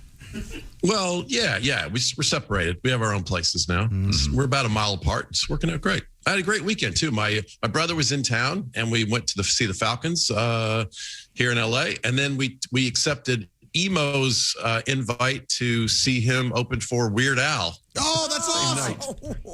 Yeah, it was really the weirdest day. It was really fun. Nice. Well, that's great. Well, how was Weird I'm Al? such an emo fan. Weird Al's good. He totally commits to the genre, whatever the song is, and got a great. The place band. was packed. Yeah, he has a great band. The place was packed. Yeah, I saw Weird Al on his certified first genius. I saw Weird Al on his very first tour, the big, like just when MTV was creating the big star and he was out playing small theaters. It was great stuff. Now, Oh, yeah. and then Emo Phillips, I interrupted you saying, what about Emo? Emo's a certified genius. I could watch Emo do 3 hours. Thank you very much, Kostaki. Yes. It's amazing. You should talk with him off stage sometime. I believe Kostaki's lunched with him or maybe supped at some point. And didn't walk Yeah, into yeah. traffic? What? Oh, never mind. Yeah, we've hung out a few times. I taught him how to play poker in Vegas, actually, one time. It was really fun. Oh, that should have been taped. Here, just give this weirdo all your money. Get out of here. Yeah, you win. I don't have much, but are these 5 hearts anything? Damn it, Emo, you won again. Beginner's luck. Kostaki Economopoulos. Kostaki is also our NFL correspondent. So your favorite team, the Atlanta Falcons? Yeah, the Falcons were playing here at they played the Rams in this beautiful new stadium, SoFi Stadium. It's like when you visit the Coliseum in Rome, you really go to see the building. There's really not much happening in the middle anymore. You know what I mean?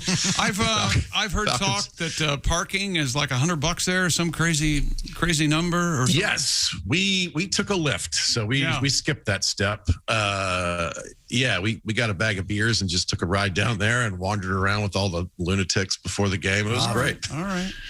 Is there any breeze in that place? It's not air conditioned. I know that. No, it was. I mean, it's not always going to be this way, but it usually is. It's LA. It was 73, and there's a beautiful breeze going through the building. There's a roof, but it's open air. It's an interesting combination of things. It's perfect for LA. And, the climate here it's so stupidly good most of the time. So at one point, the Rams took the lead 28-3. And as Falcons fans, we're like, well, that's just rude. It's not, Come on. So fun. Come on. It's a little on the nose, NFL writers. It's a little much, Rams. Oh, Falcons had a good comeback, though. You got to watch that, right? They did, actually. They came down to the very end. The Falcons, yes, they almost had their own 28-3 comeback and then didn't, which is the most Falcon thing ever. This week they buried the Queen and the Falcons. People called their cable to complain when they realized they were watching the Falcons game and not the Queen's funeral. I was like, hey, this isn't. The best thing about Atlanta is London, which is a confusing sentence.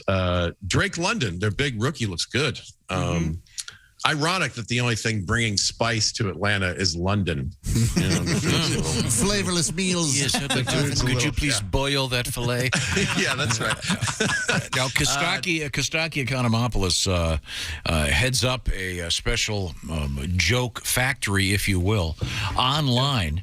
And you want to explain that? Oh, it's all pro line. You got an all pro lines T-shirt, Kostaki. Stand up again. Let me see that thing. Yeah, we got gear.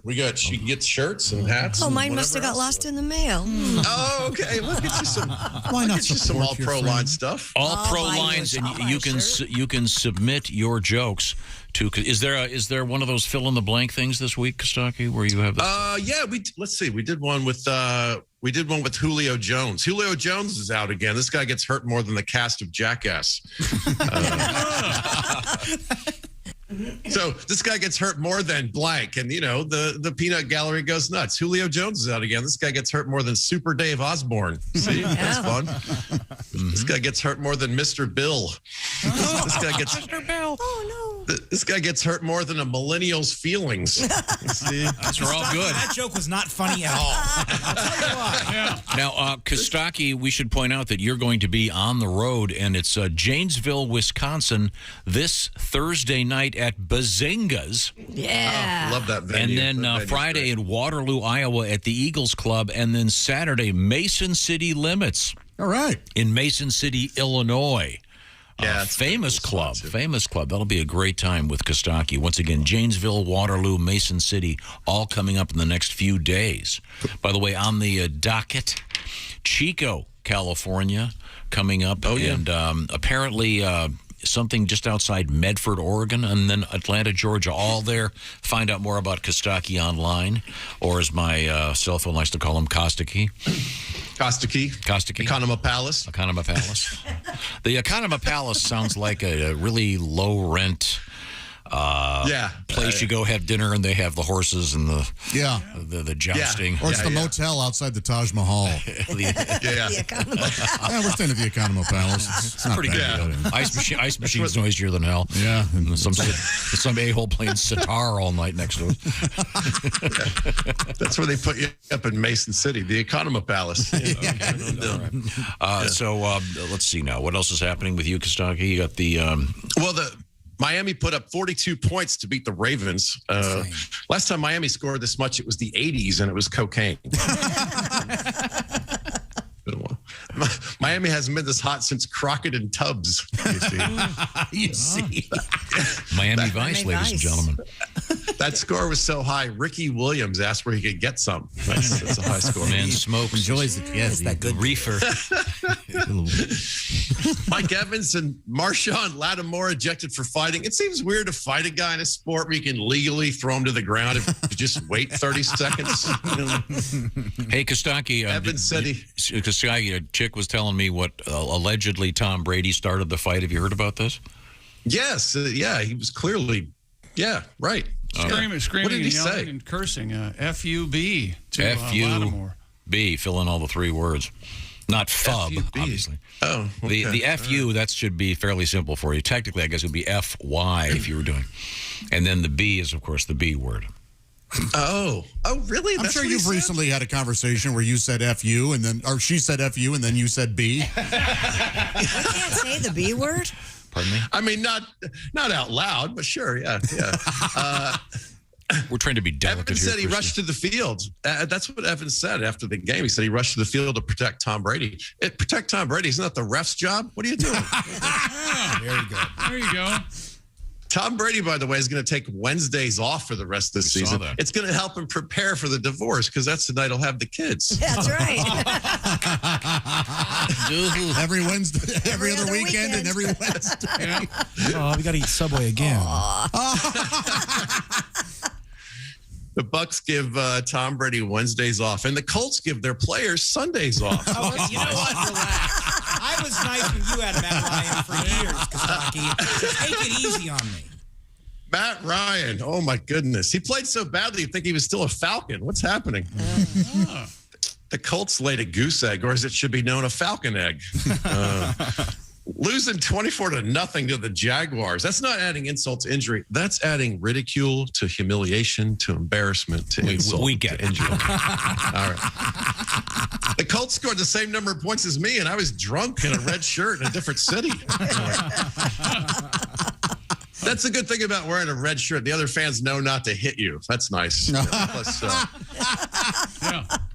when people ask if you're a Falcons fan, you can just lie and say you work at Target. So that's better. To celebrate, Willie, this game, I decided to dust off an old classic. The Colts went 2 of 10 on third down conversions. Mike Pence converted more gays. Am I right, everybody? Come on, people. A little Indiana connection for you. Yeah, that was ugly. That was ugly. That's a classic, huh? Okay. That's a classic, yeah. Kyler Murray's 2-point conversion lasted so long it seemed like he was thinking about baseball.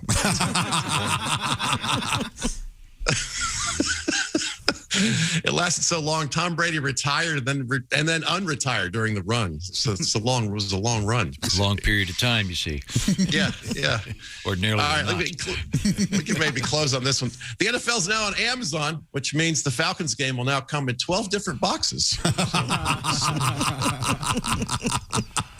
That's probably the closer. Once again, Kostaki Economopoulos. Thursday night, Janesville, Wisconsin at Bazinga's, Waterloo, Iowa's Eagles Club Friday, and then Saturday, Mason City, Illinois at the Mason City Limits Comedy Club. Then we'll look for. I'm loving the road. It's been so fun. Come see me. I'm working on new stuff and enjoying it.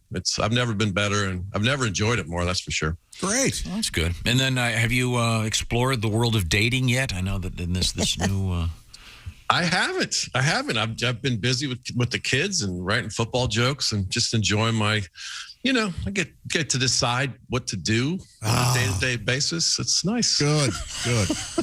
Are you it's not bad, is it? Are you cooking for yourself? It's not bad.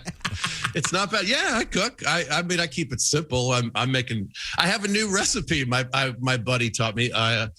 Bacon wrapped baked potato. All right. Wrapped baked potato. You put one slice of bacon around a baked potato and put it in tinfoil, and you just bake it the way you would normally bake a potato. You don't need to add butter or salt, or it's cooked in bacon. Yeah. It's great. I'll be darned. That's nice. No, very good. Do you make that for the kids? I have what? Yes, I have some in the fridge now. I ate a leftover last night. It was awesome. Nice. Okay, well, good. Glad you're doing well. Have you considered the computerized dating apps, if you will? I've considered everything. I just haven't done anything yet. You know, take your time. Yeah. Can I write your profile for you? Why are you doing this to him? Sure. Yeah, that sounds like a great idea. Yeah. You thought you'd never ask. I mean, send it on over. I think the first hurdle for you is the name. I mean, it's very unusual. Do you use your real name in these situations? Yeah, you do. Usually, typically. Okay. No, your name's an immediate conversation starter. It's great. It's like peacocking with your name as opposed to... True. Yeah. Hey, my name's Kostaki. Oh, that's interesting. And then you're already talking. Mm-hmm. Yeah, okay. Kostaki is an interesting name. Are there any famous Kostakis, by the way?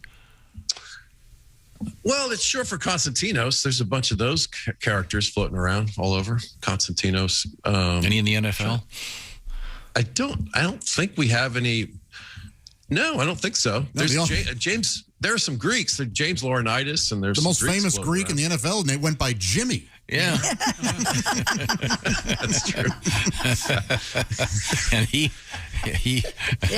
talked himself out of a job. Yeah, he was. He had some interesting viewpoints. He was a big poker player, and he famously misplayed the race card. Yeah. Had I known I was setting him up, I would have. That's very good. Thanks, Kostaki. Thanks, guys. All right. See you, man. Bye, Kostaki. Janesville coming up Thursday night. Bazingas, then Waterloo, Iowa, and Mason City. Kostaki's great live and in person, and his chick often says he will be happy to insult your favorite football team, no matter who they are. Isn't that funny? Well, we now, I should tell you, by the way, comedian Bill Burr is scheduled to be our guest coming up in about 40 minutes. We'll see, 45 minutes, we'll see. But right now we turn back to the news desk with Christy Lee. Germany's Oktoberfest has returned following a 2-year hiatus. Yeah. Munich Mayor Dieter Reiter opened the festivities. I am Dieter. Dieter Reiter. He inserted a tap into the first keg with 3 knocks of a hammer and the traditional cry of, and I don't speak German, "Oh, Saftis," or "It's tapped." That means let's get drunk. Yeah. Dude, you do that. I am so scared to do that. I am terrified of the fake dropout. Good for you. Bavarian Governor Markus Söder said, quote, "I'm glad that we can finally celebrate together. We have 2 or 3 difficult years behind us. No one knows exactly what this winter will be like, and we need joie de vivre and strength." Joie de verve? Joie de vivre? Yeah. Joie de whatever. vivre.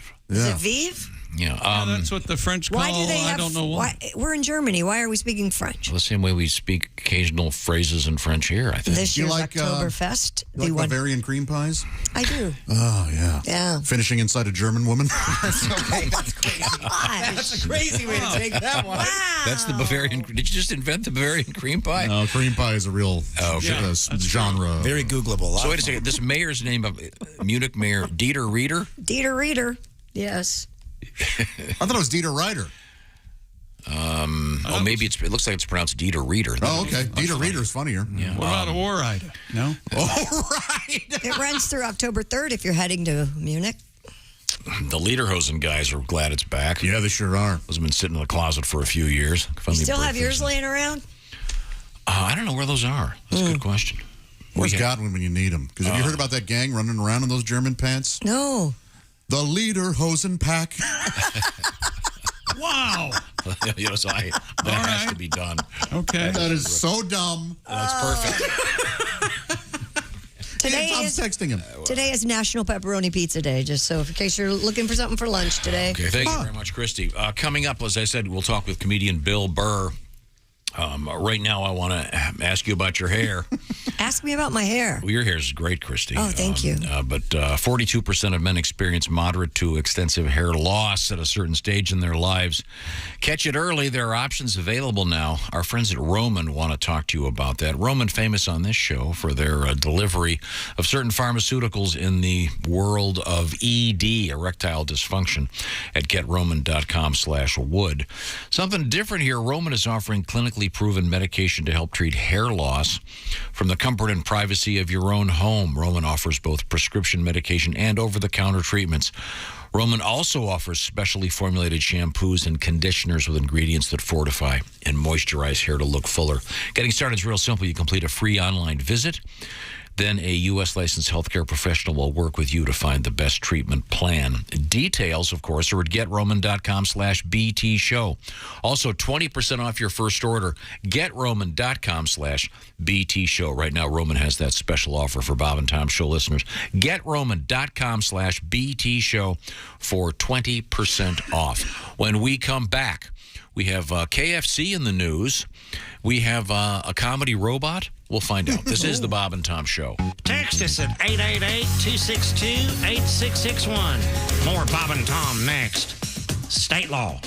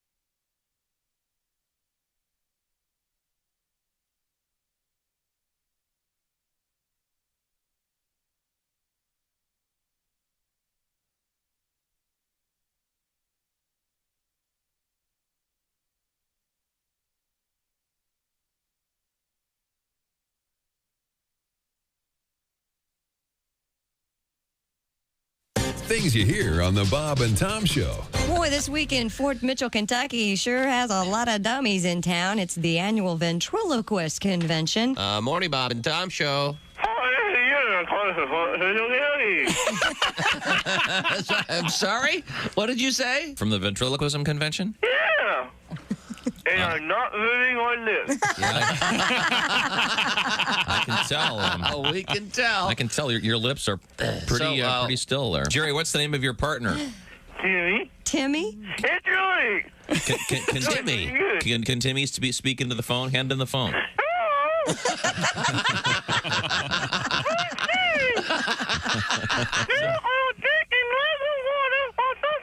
You're going to drink some water. Drink some water while talking to us. Okay, great. Go ahead.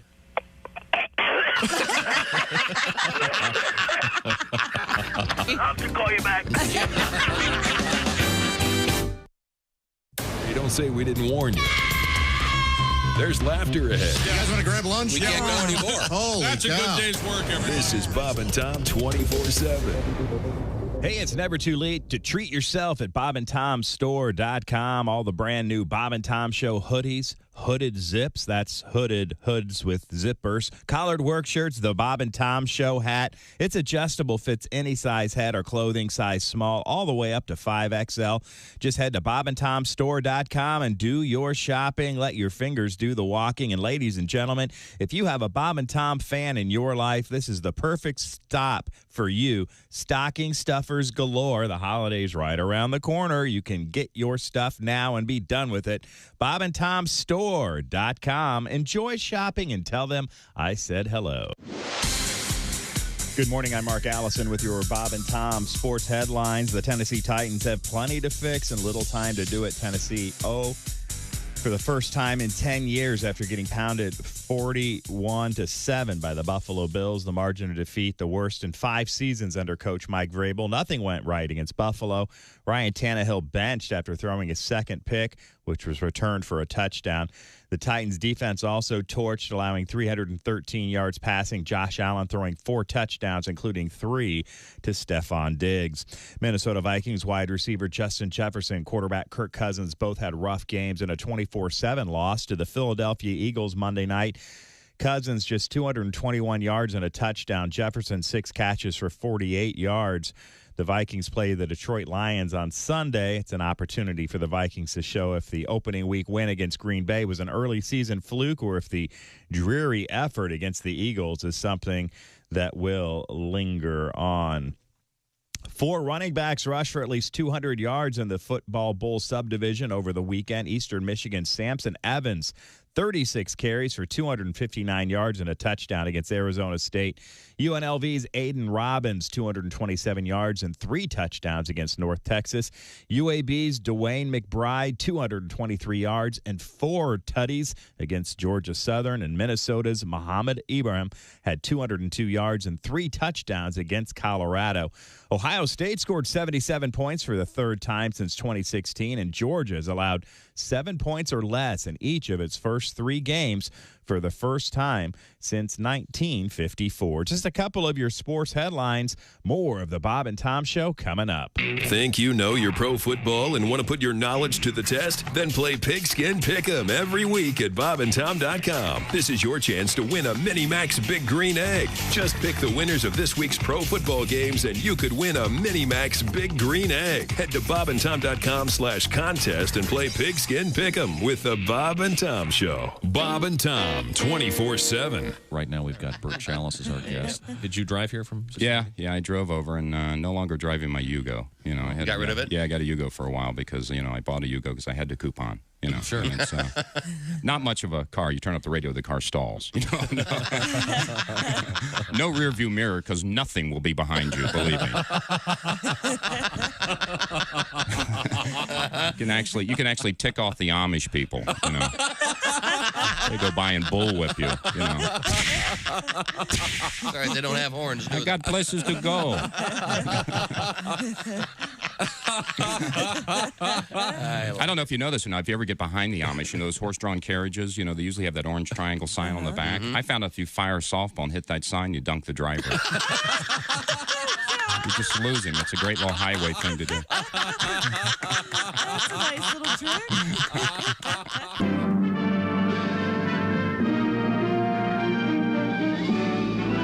Spanning the globe to bring you the constant variety of curvy cleavage on display. The thrill of victory and the agony of defeat. Don't touch those. Sorry. The human drama of curvy cleavage on display. This is The Bob and Tom Show. No shoes, no shirt, no talent. You know you're too high when you're eating cereal naked and your girlfriend tells you to put some clothes on. You realize it's not your girlfriend. It's just a woman on a bus. That's how you know you're too high. You're listening to Bob and Tom 24/7. That's awful. Awful entertaining. Central Morning Radio. This is Bob and Tom 24/7. 24/7. 24/7. It's coming up. Hey, welcome back to the Bob and Tom Show. Christy Lee at the news desk. Hello. There's Josh Arnold at the upside sidekick chair. Hi. There's Ace Cosby. Hey. Manning the track phone hotline hot phone. There's Willie Griswold. Good morning. I'm Chick McGee, and here's Tom Griswold. Thank you very much. It's great to see everybody.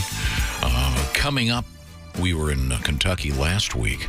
Had a great time. And Josh is going to be attending the second huge festival of music down there coming up this weekend, Louder Than Life. Yes, if you see me, buy me 5 beers. Well, it's... Aren't they going to get warm before you can drink them? I don't care. Or you'd think so, but no. Yeah, you probably shouldn't have said that. That's a challenge. Yeah. Are you, Josh? No. Christy Lee is at the Bob and Tom News Desk. What's happening over there? Researchers at Kyoto University say they've provided a robot with a sense of humor. Oh, no. Dr. Koji Inoue reports, we decided that one way a robot can empathize with users is to share their laughter. So to accomplish this, they created a shared laughter AI system for a lifelike android named Erica. Erica. The system detects laughter and then has Erica produce the most appropriate type of laughter for the situation. Researchers noted that it might take more than 10 to 20 years before we can finally have a casual chat with a robot like we would with a friend. Let's not do this. But if you would like to find out more, you'll find it in Frontiers in Robotics and A&I. So the robot, if it hears a certain level of laughter, just essentially joins in. Right. Like a child.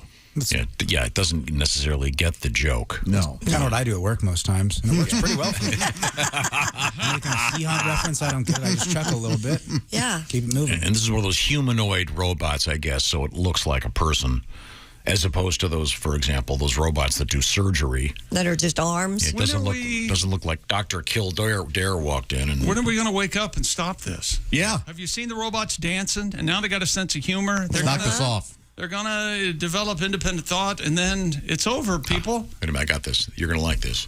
What about a robot that matches Ace joke for joke? Ha ha ha, that was a good one, Ace. If you watch the TV show Big Brother each summer, they have Zingbot come out and roast each house guest. Zingbot. And you still watch this show. Is that right? What does Zingbot look like? Like a classic robot? Yeah. You are a messy person, that kind of thing? No, he's actually funny. Well, it's probably a guy with a microphone. It's a guy in a robot suit. I know it's not a real robot, but it's representative. Okay. See, this is a real robot, this thing. That will laugh along with you. So I think it's kind of funny. But wouldn't want that in one of those sex robots, that's for sure. You take off your pants. No, not now. Erica. That's all you got. A woman in Georgia discovered a bag of cash inside her order of Kentucky Fried Chicken. How about that? The Jackson Police Department said Miss Joanne Oliver had gone to a KFC drive-thru on her lunch break, returned to work. She ordered an 8-piece and got some pieces of 8. Oh, nice. While opening the bag and removing her sandwich, Ms. Oliver discovered $543.10 under her food and called police. How could that have happened? Authorities determined the restaurant's daily deposit had been accidentally placed in her sandwich bag. The department that's totally common. commended Oliver for doing the right thing. All the time. Hey, Josh, can I have a word with you? So instead of walking out with a bank bag, yes. I worked at a restaurant. Gotcha. They cover it so it looks like you're walking out with. Yeah, they all do that. Josh, you like working there at KFC, living up to the dreams of the Colonel? Yeah, man, it's not bad. Where's today's deposit? Do you have any idea where that might be? Well, I put it in. I know I put it over here in the sandwich bag. And a sandwich bag, Josh. You think those go out with the sandwiches? You're fired. Don't start that. What do you want for a side? $500 or mashed potatoes and gravy? I'll be back. I'll take the mashed potatoes. I'll be back. God, he's coming back. That's super common for a fast food place, but that's nice that they returned the money. Yeah, she did the right thing. Call police. Yeah. Okay, talk about your chicken tender, legal tender. See, it's the tender. Wow. Tender is the night. Hello, Bob and Tom show. Hey, Bob and Tom, it's Donnie Blake. Oh, hey, Donnie. Donnie, how are you? That's the exact same method Joe Emirates used when he tried to rob a Rex roast beef in Circus 1998. Got off scotch-free. Hey, I heard you guys talking about eating horse meat. Yeah, we were talking about it earlier this morning, too. Yeah, it freaks me out. I don't know. Yeah, people were way freaked out a little. You think if we put saddles on pigs and heifers and rode them around that people wouldn't want to eat them? Mm-hmm. It reminds you of that story about them two chicks in Mongolia tried smuggling that horse meat through customs. And that's like the last time I ordered Mongolian beef from Billy Bob's China King. Swear to God.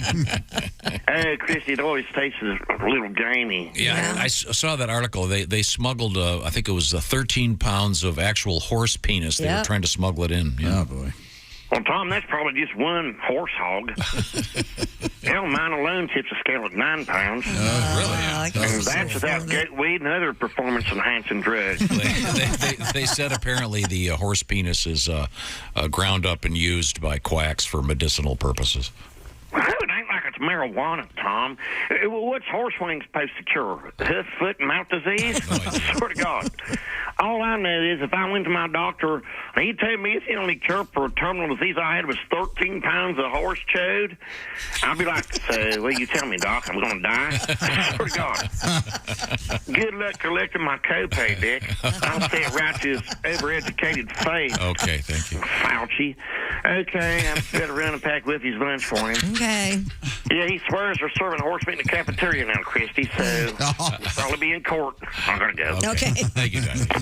Speaking of food, genetically modified tomatoes that are purple might start cropping up in U.S. grocery stores in the near future. This is, by the way, hugely controversial. I didn't know. I got a letter about this. According to the USA Today, the United States Department of Agriculture signed off on an approval that will allow people to purchase seeds and grow purple tomatoes. The genetically modified tomatoes are high in anthocyanin, an antioxidant-rich pigment found in blackberries and blueberries.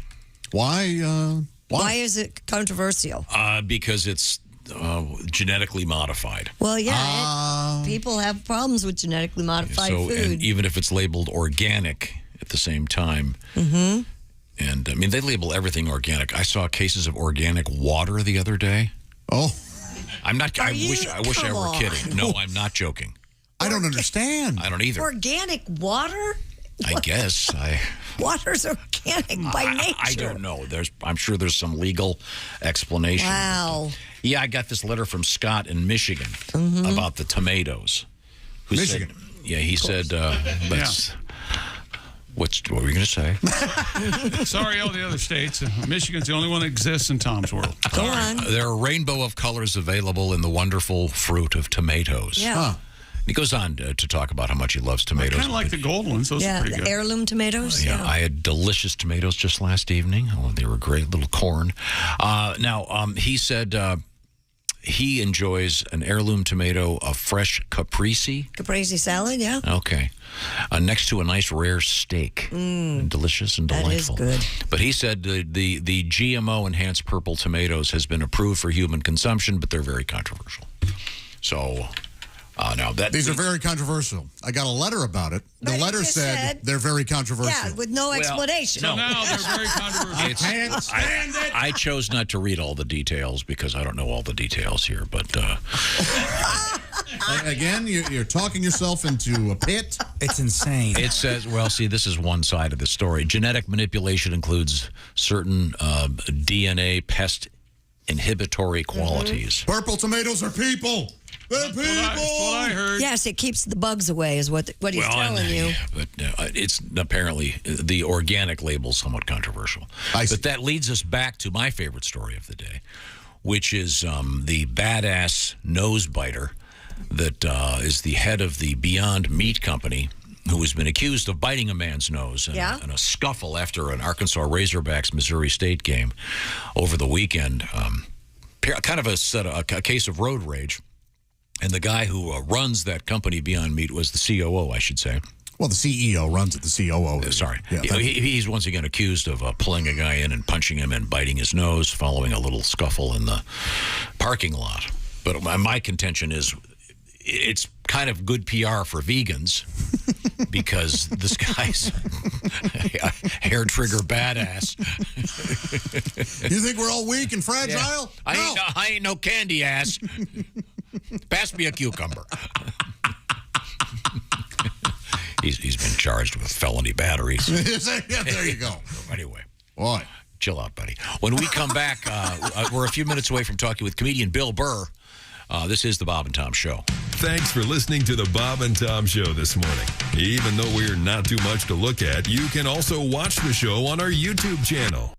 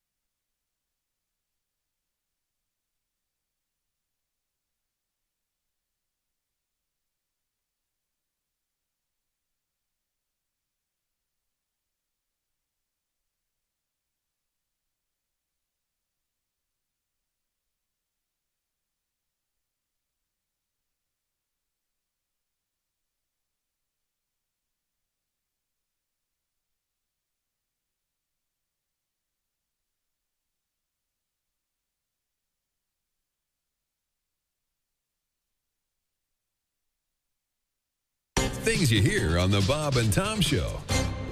Norman, honey, what you doing? It's getting late. I'm downstairs, honey. Just getting some cereal. Snookums. Thank God he found it. I was getting desperate. I hope this works. You know, Judy tried it with Ted, and she said he's become insatiable. Boy, will Snookums be in for a treat, because her hubby is chomping on the new cereal for men who are sexually dysfunctional. It's Nuttin' Raisin, honey. This sure is tasty. Honey, I'll be right up. Nuttin' Raisin Honey, the cereal that gets you up in the morning, or any time for that matter. Nuttin' Raisin Honey. Eat them from the bowl or right out of the box.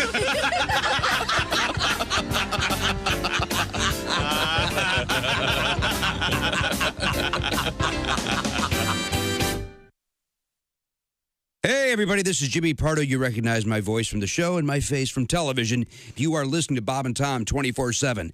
Jimmy Pardo. I hate Jimmy Pardo. That's a bumper sticker that he used to sell at his merch table after shows because he thought it would be a good way to promote himself. I hate this guy. I just saw him and I hate him. But you know what? Bob had that I hate Jimmy Pardo bumper sticker and made sure it was prominently displayed behind him whenever Jimmy came in so that he could see how much Bob hated him. It was a lot of fun. And of course, Jimmy Pardo out on the road. Christy saw him just this last weekend at the Comedy Attic in Bloomington, Indiana. If you get a chance to see him in your neck of the woods, make sure you catch him live. He is amazing on stage. Jimmy Pardo. You never know who you're going to hear on the Bob and Tom Show. That's why you tune in. Bill Burr coming up, one of the best in the business, BillBurr.com. We'll catch up with Bill about his tour and find out all about the funny he's been involved in. Coming up next, stay tuned. You're listening to Bob and Tom 24/7. Hi, everybody. Christy Lee with your Bob and Tom Entertainment News Update. 13 years after James Cameron plunged us into the cosmic world of Avatar, his science fiction epic is poised to again blanket movie screens and transport us back into the land of the Na'vi. To whet moviegoers' appetites ahead of the December 16th debut of Avatar, The Way of Water, Cameron Friday will release Avatar in a remastered 4K HDR version. When Mad About You reunited after 20 years, Paul Reiser says it was joyful, but his new sitcom is the opposite of that. The series reboot is about a made-up 90s family comedy called Step Right Up that reunites for another run, but the cast doesn't get along. Series creator Stephen Levitan, who also created Modern Family, says it's both a love letter to sitcoms and a roast of them. Reboot premieres today on Hulu. And the video game producer Rockstar Games says early development footage from the next version of its popular Grand Theft Auto was stolen in the hack of its network. A person claiming to be the hacker dumped 90 videos from the theft online, claimed also to have source code they were seeking to sell that hacked data. The company announced in a statement it did not anticipate any disruption in live game services or any impact on ongoing projects. And that's your entertainment news. I'm Christy Lee. More of the Bob and Tom Show coming up. Ladies and gentlemen, Bob and Tom. Over the weekend, Ace alerted me to the fact that they Don't have... say it. People go out and buy them, and I can't get them. That's true. You haven't gotten them yet? We can't find them. What is it, Christy? White Castle pizza rolls. Sliders? Are they good? Sliders. We can't find them. They're not really pizza, but they're Right. shaped like a pizza roll, but they're a hamburger. What would Does you that call make them? sense? They're pastry stuffed with beef and onion. Ladies and gentlemen. What the hell was that? You nailed it. It was like some voiceover guy. That's White Castle pizza roll. Hey, some voiceover guy came down from heaven. It's pastry filled with beef and onion. Bob and Tom in the morning and highlights all day long. The Bob and Tom Show, weekday mornings at 6 a.m. Eastern on Bob and Tom 24/7. All day, all night, all Bob and Tom. This is Bob and Tom 24/7. You know us. We're Amish Bell. No poles, no wires, no phones, no nonsense, no shiny objects. Amish Bell. And now, new from Amish Bell, the Amish answering machine. Hello, Graber. Are you there? Hello, this is Graber. I cannot come to the door right now. I'm picking out my wardrobe for tomorrow. Please leave a message when I yell the word beep. Beep! Graber, this is Carl. Listen, I have front row seats to a barn raising. Please get back to me. Goodbye. The Amish Bell answering machine. Batteries, tape, electricity not included. Graber, listen, I know you're in there. Pick up. I said beep. All right. Get back to me. Goodbye. Amish Bell, leading you into the 19th century. I said beep. Morning laughter just might be the best medicine. No matter how hard I try, can't keep my hands off my face. Bob and Tom 24/7. Where are you from? Patterson, from Patterson, New Jersey. Oh, sure. That's famous. Yeah, small. Sure. Thugged out town. It's tiny.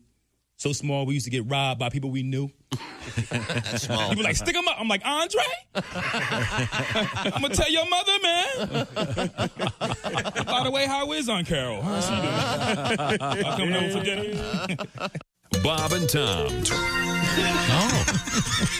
Hey, welcome back to the Bob and Tom Show. Christy Lee at the news desk. Hey, chick. There's Josh Arnold at the upside sidekick chair. Hey, chick. There's Ace Cosby. Hey. He's manning the track phone hotline hot phone. There's Willie Griswold. Good morning. I am Chick McGee, and here's Tom Griswold. Just reading this article about the purple tomatoes. Yeah. Genetically modified. Yep. And like I said, somewhat controversial. And, of course, the Purple Tomatoes. Also, the name of a band. First, there was... the Purple People Eaters? The Electric Prunes, which we were discussing earlier this morning. And their classic hit, I Had Too Much to Dream last night. Classic hit. Yeah. You want to hear a little bit? No. Oh, yeah. Very 60s, huh? Yeah, what year did this come out? I've never heard this. I hate it. I'm looking that up. I had too much to dream. Don't care for the sentiment. Don't care for very, very 60s sounding. But that was the Electric Prunes. Then we, of course, heard from the Electric Flag, and now the Purple Tomatoes. The Electric Boys, let's not forget them. Okay. Yeah. Oh, I love how they're described on Wikipedia. Psychedelic rock band. Would you eat a purple tomato, Christy? Would you try one of these? Yeah, I would. Okay. Heck yeah, why not? I mean, it's going to taste the same. You could make really cool-looking Bloody Marys. Yeah? Like bruised Bloody Mary. Oh, I like. They should even call it that. Yeah. Can I get a Bloody Mary bruised? Yikes. Oh, that's cool. With a purple tomato. You know who was in the Electric Prunes at one point? Kenny Loggins. Yeah, that's something. That must explain their amazing musical. No, actually, output. that is correct. But Kenny joined after they had their hit. Oh, I see. And Kenny, that's true. He did tour with the Electric Prunes, that's what it says here. when they toured, they never learned how to play that song. They didn't learn how to play the hit? No, Kenny never played that crappy hit. You have to be the foremost authority on the Electric Prunes. Yes. I know you're the foremost. No, I just read. 1966. Kenny has a great book out, by the way. I just read it a while back, and he toured with the Electric Prunes briefly, and but they did not take the time. He said it was weird because people would come to hear the song. Well, sure. I Had Too Much to Dream last night, but those guys weren't going to play it. I hate when bands don't play their hits. Well, Kenny wasn't part of that hit, so he didn't. Still. Excellent singer and songwriter and guitar player. So. Well, sure. Kenny is great stuff. Yeah. Great stuff. Why are we talking about this right now? Because we're talking about the Electric Prunes having Bloody Marys made out of a bruised purple tomatoes. If I hear this story tomorrow morning that you received thousands of emails and love for your Electric Prunes talk, I'm going home. I have received. I might anyway. The song came out in 1966. Unless we're speaking to Kenny Loggins tomorrow morning, I don't want to hear about it. I mean, see if we can get him in the horn. He doesn't know anything about the song. He never played it. Believe me, he's not doing anything else. I can tell you that. He's walking to the mailbox, picking up some checks. No joke. Dear Bob and Tom Show, I can't believe I heard you guys playing the Electric Flag this morning. We can't believe it either. He goes, just like Josh inherited a banjo, I inherited the best of the Electric Flag when my dad died. Wow. Was he in the band? There's a lot of mean people. It's terrible. Thank you very much. That electric flag. Thank you, Dave in Pittsburgh. Was good. Okay, let's get back to the news desk with Christy Lee. Bill Burr coming up in a few minutes. Yes. Great. 3 new species of snakes have been discovered in Ecuador. Yay! Said no one. A group of scientists 3 more reasons I'm never going to Ecuador. discovered the snakes in graveyards and under churches in remote towns in the Andes.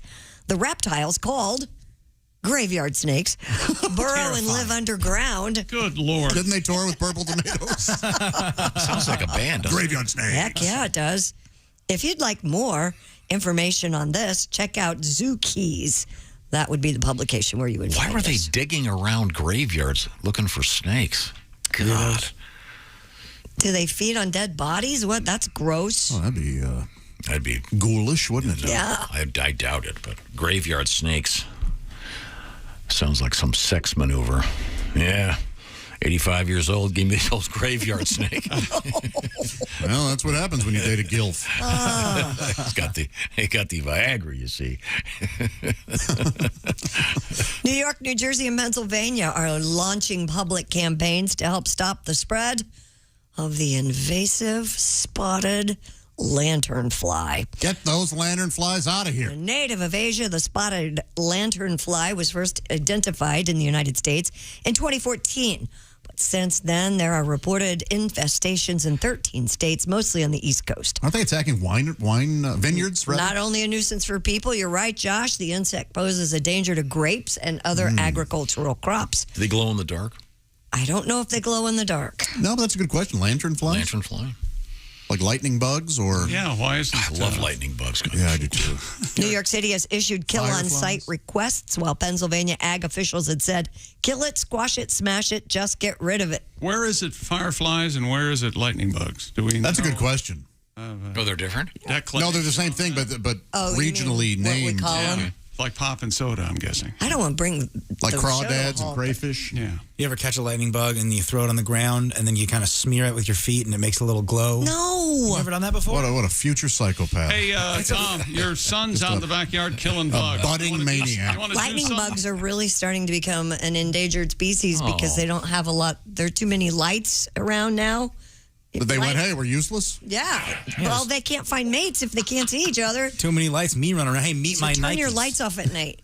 Yeah, plus Willie's killing them all. Meet my Nikes is what he tells them, Tom. Madman. It's fun. You've never done that? I'm the only person? Hey, you collect them in jars and then you drill holes in it so they can breathe and let them fly out. Next thing you know, you're strangling rabbits. This is awful. Got the neighbor's dog on a stick. I only do that for sexual This says New York City has issued a kill on-site request. Pennsylvania officials say kill it, squash it, smash it, just get Rub rid it of down. it. Oh, no. If you see a so-called lanternfly. What's it look like? I don't know. Wow. I don't live in those states, so I don't know what that. Oh, this is interesting. giving you the business. I'll take it. If you see, this is interesting, lanternflies, if you see one, it means they're coming by land. Two, they're coming by sea. How about that? How patriotic of them. A Paul Revere joke, fresh in today's headline. There it is. I'm trying to find a picture of one of these guys.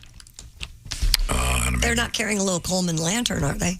Yeah, I can't see. Hello. Okay, here we go. There we go. Who goes there? I got This fog is thick. Okay, they look like a housefly with an extra set of wings that are full of little spots on them. Little red wings in the back and gray wings in the front. They're very pretty. Sexy. I mean, that's interesting. Okay. Coming up, we're going to talk with comedian Bill Burr. But first, Christy, what else you got over there? Experts warn, or rather want to begin naming heat waves, much like they do hurricanes and tropical storms. We're having a heat wave. Yep. The USA Today reports heat waves intensify globally, and experts want to name and rank them on a severity scale of 1 to 3. How about based on hotness? Yes. Yeah. Yes. Sofia Vergara is moving in this weekend. Get out of town. And don't worry, it's only a Joy Behar. Probably going to hit 74 Seville, Spain out became of the 200. first city Oh, worldwide. no, a guy who does my hair is from there. Seville? Yeah. Barber? That's right. Barber of Seville. I hate That's where they get all the best barbers. That's right. Why do you think they wrote whatever that was about it? They became the first city worldwide to name a heat wave. Do you know what they named her? No. I'm giving it a female pronoun. Zoe. Oh, that's nice. Ranked as a category 3. I do too. Hot name. I do too. Zoe's a good That's so stupid. Why? Oh, naming heat Naming waves. a heat wave? Seems really dumb. They're naming everything now. You know that. Yeah, it's just more confusing. When say, hey, it's going to be really hot. All right, take some of the fun out of it. Heat wave Bell. They have determined, by the way, that when they name hurricanes, depending on the name they give them, people take them less seriously. Mm-hmm. I mean, really. Hurricane Slappy, not that sad. Like Hurricane Benny, and no big deal. Hurricane Hitler, I'm packing and leaving. That's I mean, just think. Yeah, you get out of there, wouldn't you? You know what? I name a good night's sleep as my sleep number bed. What is your sleep number setting, Chick? Oh, mine? Oh, thanks for asking. 100. Very firm mattress. That is a firm. Christy Lee, what is your 45. Thanks for asking. That's a marshmallow-like soft mattress. A sleep number. What we can tell you about, well, let's see, a proven quality sleep. The Sleep Number bed's the way to get it. And as the summer winds down, it's a transition time for us. Back to school, back to the office. The kids are here. They're there. You got to get some sleep. And like they say, every great day starts the night before, hence the Sleep Number bed. Now, the beauty of the Sleep Number bed is it's really so simple. It's got a setting on it. At the touch of a button, bzzzt, it goes to the level that you like in terms of firmness. So Chick can have his very firm mattress. Christy can have her very not so firm. And either side of the bed has its own setting and can be changed at the touch of a button. Right now, you can save 30% on the Sleep Number 360 Special Edition Smart Bed, plus special financing for a limited time at Sleep Number stores exclusively. Find out all the information online at sleepnumber.com/BT show. Get some sleep. Like I said, every great day starts the night before. And now special savings on the Sleep Number 360 Smart Beds. Information at sleepnumber.com/BT show. Coming up, to hook up with comedian Bill Burr. This is the Bob and Tom Show. Hi, this is Augie Smith. You're listening to Bob and Tom 24/7. What up, Augie? We opened the show on Monday with Augie Smith's famous gunfighter bit from his first appearance on the Bob and Tom Show when he was just a wee young Hey, it's lad. Josh, Now and of Augie course, is a grown-up hi, Chick man McGee, with everybody. responsibility, Your chance to win a caring, Mini Max Big Green Egg for Bob and Tom and Big Green Egg. Lots of fun. Each week, someone will win a Mini Max Big Green Egg. It's the Bob and Tom Show Pigskin Pick'em, powered by the Big Green Egg. Go to bobandtom.com/contest on the computer. Is that where you go? Are we eligible? October 15th at the Mississippi Moon Bar in Dubuque, Iowa. And Saturday, October 22nd at the Rona Ironton, Ohio. That's right, the Rona Room in Ironton, Ohio. That's Donnie Baker on the road in October. Oh, sure, it's a month away, but you have time to get your tickets at DonnieBaker.com. By the way, Reno Collier and Josh Arnold going to be on the road Friday, September 30th at the Fraternal Order of Eagles. That's in Greensburg, Indiana. You can get your tickets right there at thatjosharnold.com for tickets and information. And Saturday, October 15th, Pat Godwin, Josh, and Willie will be on the road at the Ho Chunk Casino in the Wisconsin Dells, a beautiful part of the country. If you've never seen it, maybe you should plan to be at the Ho Chunk Casino Saturday, October 15th, the Wisconsin Dells. For Josh Arnold, Willie Griswold, and Pat Godwin, check out thatjosharnold.com for tickets and information as we roll on through this Tuesday with you right here on Bob and Tom 24/7. Good morning, I'm Mark Allison with a look at things you may have missed. Weather from around the world. A tropical storm that dumped heavy rain as it cut across Japan moved into the Pacific after killing 2 and leaving thousands of homes without power. New damage reported today in southern Japan, where Typhoon Namandadal hit over the weekend before weakening as it moved north. A wall was damaged in a building where Japan's aerospace agency assembles rockets. 2 deaths reported Monday. In Miyazaki Prefecture, another person missing in Hiroshima. More than 130,000 homes still without power. Ground transportation operating normally, but dozens of flights canceled in northeastern Japan. Meanwhile, Hurricane Fiona barreling towards the Turks and Caicos Islands as it threatens to strengthen into a Category 3 storm, prompting the government to impose a curfew. Forecasters say Fiona could become a major hurricane Sometime today, it's expected to pass near the British territory. Premier Washington Missick, who was in London attending the funeral of Queen Elizabeth II, urged people to take every needed precaution. The intensifying storm also kept dropping lots of rain over the Dominican Republic and Puerto Rico. And that's a look at weather from around the world. And you're listening to The Bob and Tom Show.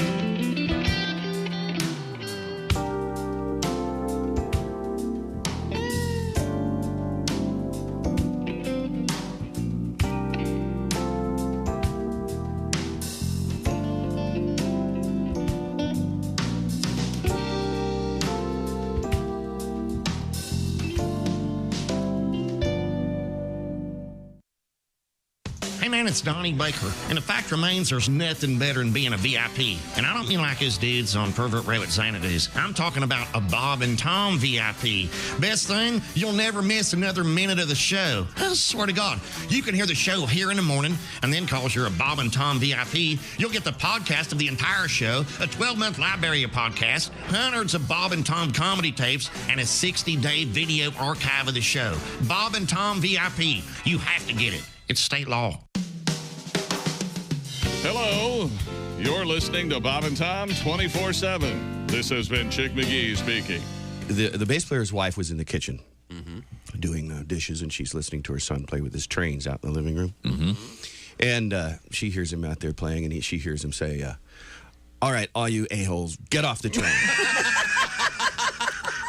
And the rest of you a-holes, get on the train and put your luggage under the seat. Well, she runs out there, and she says, we don't talk like that in this house. Go to your room. So she leaves him in his room for 2 hours. Oh. That's a long time. Yeah, it is. So she brings him out, and he says, can I play with my trains again? And she says, well, okay, have you learned your lesson? He says, yeah, I think so. So she goes back to the kitchen, and he's playing with his trains. And then she hears him say, thank you, ladies and gentlemen, for riding with us today. Hope you had a pleasant trip. And the rest of you boarding the train, hope you have a nice stay with us today. And those of you pissed off about the 2-hour delay, talk to the bitch in the kitchen.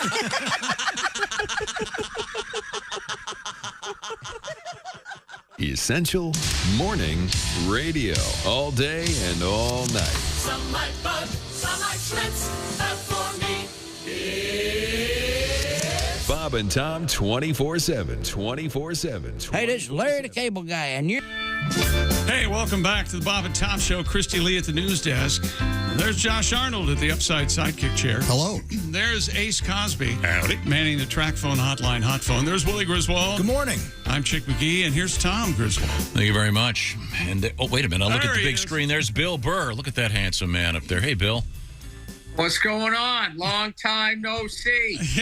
Bill, good to see you. I think the last time we spoke, you were just becoming a dad, and the time before that, you were just becoming a dog owner, but now you're a multiple dad, and just came off a show at Fenway Park. Catch us up. Well, now I'm also vegan. And I'm really into Christ. Oh, okay. All right. A lot of changes. No, well, I got 2 kids. The dog passed away. Oh, no. He also had to give her away so she wouldn't eat any of the kids. So, yeah, she was nuts. So, we ended up giving her to our trainer, who even who's like a dog whisperer guy, was just like, yeah, this is one of these dogs nature said no to, but people said yes to. Yeah, I've been there. Yeah, she was one of those dogs, like once she fell in love with me and my wife, once we rescued her, she looked at everybody else like they were serial killers. And I don't care what your vibe was. If you came through the door, she tried to kill you.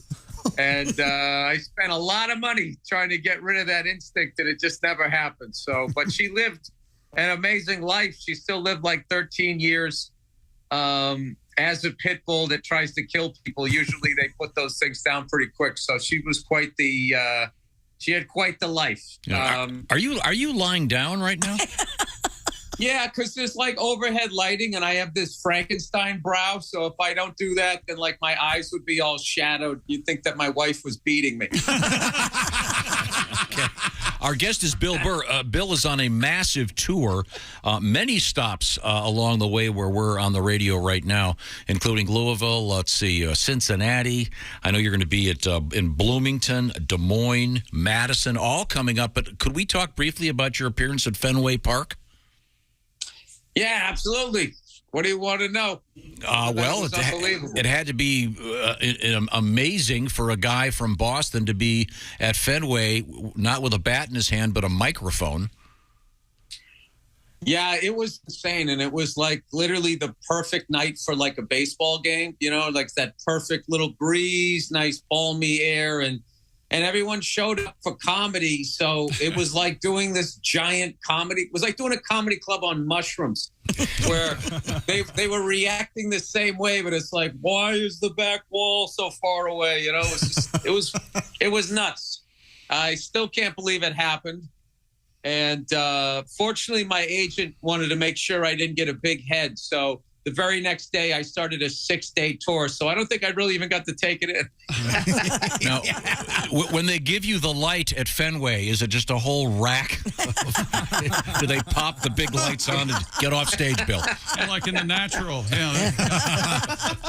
Yeah, no, somebody in the dugout picks up the phone and says, get this comic off the stage. That's good. We need somebody funnier. Bring in the closer. Our guest is Bill Burr, a distinguished actor, comedian, podcaster, and helicopter pilot. Is that true? We keep hearing about you coptering around L.A. Is that absolutely... It's the only way to get around L.A.? It's got to be. You don't want to sit in all that traffic. You just go up and over all of them. Yeah, it's fantastic. Yeah, I guess. But I'll be honest with you, usually with the whole pre-flight and everything, it's kind of ends up taking the same amount of time. Mm-hmm. But it's so much more fun. I actually, I'm working on a movie that me and a buddy of mine wrote, and we just finished editing. And I told him on the last day, I go, Uber to work, I'll fly you home. And we were editing in the Valley. And I already pre-flighted the thing. So we just went out, got in it, took off, and I flew him over to Santa Monica. And something that usually takes like an hour and 10 minutes at like 5 o'clock. It took us about 8 minutes. Now, Chick, what is the description a pilot friend of yours told you about the difficulty of flying a copter? Oh, yeah, I went to high school with a guy who turned out to be a chopper pilot in Vietnam, not during the awful, horrible years. Well, when were there a good year in Vietnam, now that I think about it. But he was over there flying missions, and he said it reminded him of trying to balance a ball on top of a ball when learning to fly a helicopter.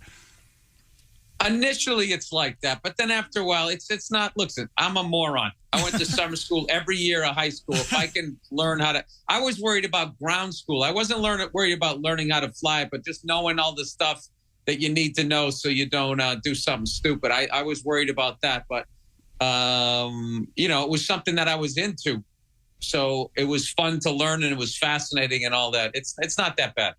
Do you share a copter with a bunch of people, or do you rent them? How does that work? I bought a little 2-seater. All right. I got a little egg beater that I fly around it. Oh, yeah. So, in case whenever the apocalypse comes, when we run out of water out here and people start eating each other, I'm just going to make 3 trips. Oh, maybe 2. I think I could get my kids. They could probably share a seat. I got to upgrade. At some point, I got to move up to like an A-star, and then I'm totally, put some guns on the side of it, and I think I'd be ready. Did you ever see the TV show Whirlybirds when you were a kid? Was that What is that? You know what's amazing? I just found out about that show. That's so funny you bring that up. Yeah. I got one for you. You want to hear a crazy this is a kind of a dark story for your morning crowd here. I was watching this movie called Dirty Mary, Crazy Larry. Yeah. Remember that movie? Yeah. Yeah, it was one of those, car chase anti-hero movies with Peter Fonda, right? So Vic Morrow is in it. And Vic Morrow, incredible actor. Yeah. Sure. And, so he did the Twilight Zone, the movie. and he was doing a Vietnam scene in there, and there was a helicopter over him, and unfortunately, it got too close to the pyrotechnics. Its blades, it melted the bonding between the two pieces of metal, and the blades failed, and he got decapitated. Right. So on that up note, in this movie, he's playing a cop. He's flying in a helicopter, and the actor he's working with is also a stuntman. And that guy later on in life would actually testify for the prosecution for Vic Morrow's side that what they did was complete negligence. Wow. Wow. A little bit of helicopter news. Bill Burr is our guest. Bill is a distinguished stand-up comedian. Huge tour happening right now. Among the places he's stopping, Chicago, Grand Rapids, Des Moines, Windsor, Ontario, Louisville, Assembly Hall, Bloomington. That's a Friday evening, the 30th of September. Lots of stops on this gigantic tour.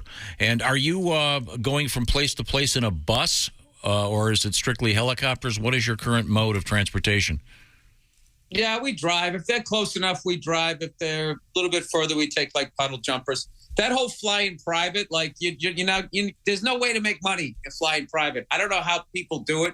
And people always go, "Oh yeah, you just build it into the deal." It's like, dude, you're the deal. That's your money. You think they're taking that out of their pocket? I remember I did this tour a long time ago. This guy, there was like 3 of us on the tour, and one of the comics was the late guy, right? So he's always late, and then he would get like finally we would just start taking off because we didn't want to miss our flight, and then he would book another car. And I'd be like, dude, that cost us money, right? And he goes, no. He goes, dude, the tour paid for it. I'm like, we're the tour. We're the tour. So that car just got broken up a third. We just played 2/3 of your car. Now, it's my understanding, I want to just briefly go back to the Fenway Park thing. First of all, congratulations on that. What a culmination of a great career to go back home and be at the baseball stadium. I've always had I played catch with my kids in left field. Before that, we went into the Green Monster. It was insane. That's awesome, man. Yeah, I'm one of the few people that kind of dislikes the Sweet Caroline thing. I hate it. Oh, good. That's one of the worst songs ever. I feel it makes you dumber when you listen to it. Anytime you go, bum, bum, bum, you lose like 6 months of knowledge. Yeah, you and I are on the same page on that. I'm the only one that drives me nuts. I can't stand it. Now, are you a huge football guy? You're a big football fan, right? Yes, I am. I'm a huge sports guy. Straight across the board. I will watch anything. I'll watch curling. Oh, all right. What is your NFL team? Now that you're living in Los Angeles, I hope you haven't changed affiliations. No, I'm the Patriots. Okay, so you're probably disliked no matter what. Either one you're going to pick, you're going to be upset. Our guest is comedian Bill Burr. Also, I know that you are an amateur drummer. How's that going? Yeah, I'm a dad drummer. That's what I like to call myself. I'm a dad who drums in the garage whenever he can get like 10 minutes. I'll go out there and I'll play like Guns N' Roses or Zeppelin, all that metal stuff. Now, do your kids have any desire to sit down at the drum kit and drive you nuts? Yeah, the kids love drums. My son's, he's learning, just putting the words together. So they just go, da-da. He goes, do that. Do that. I'm like, okay, you want to go play drums? It's exciting that he's already singing rhythms. So, I mean, that's a good sign. Yeah. He sounds like Gene Krupa already. Now, somewhat like me, you are an older dad, and it's my understanding you're pursuing the notion of being an old dad. Is this is your new film? Yeah, I got a new film that we're making. It's called Old Dads. And it was obviously based off my experience of, being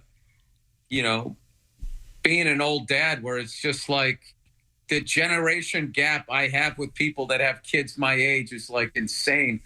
Like my kid's in kindergarten now. I went to kindergarten 50 years ago.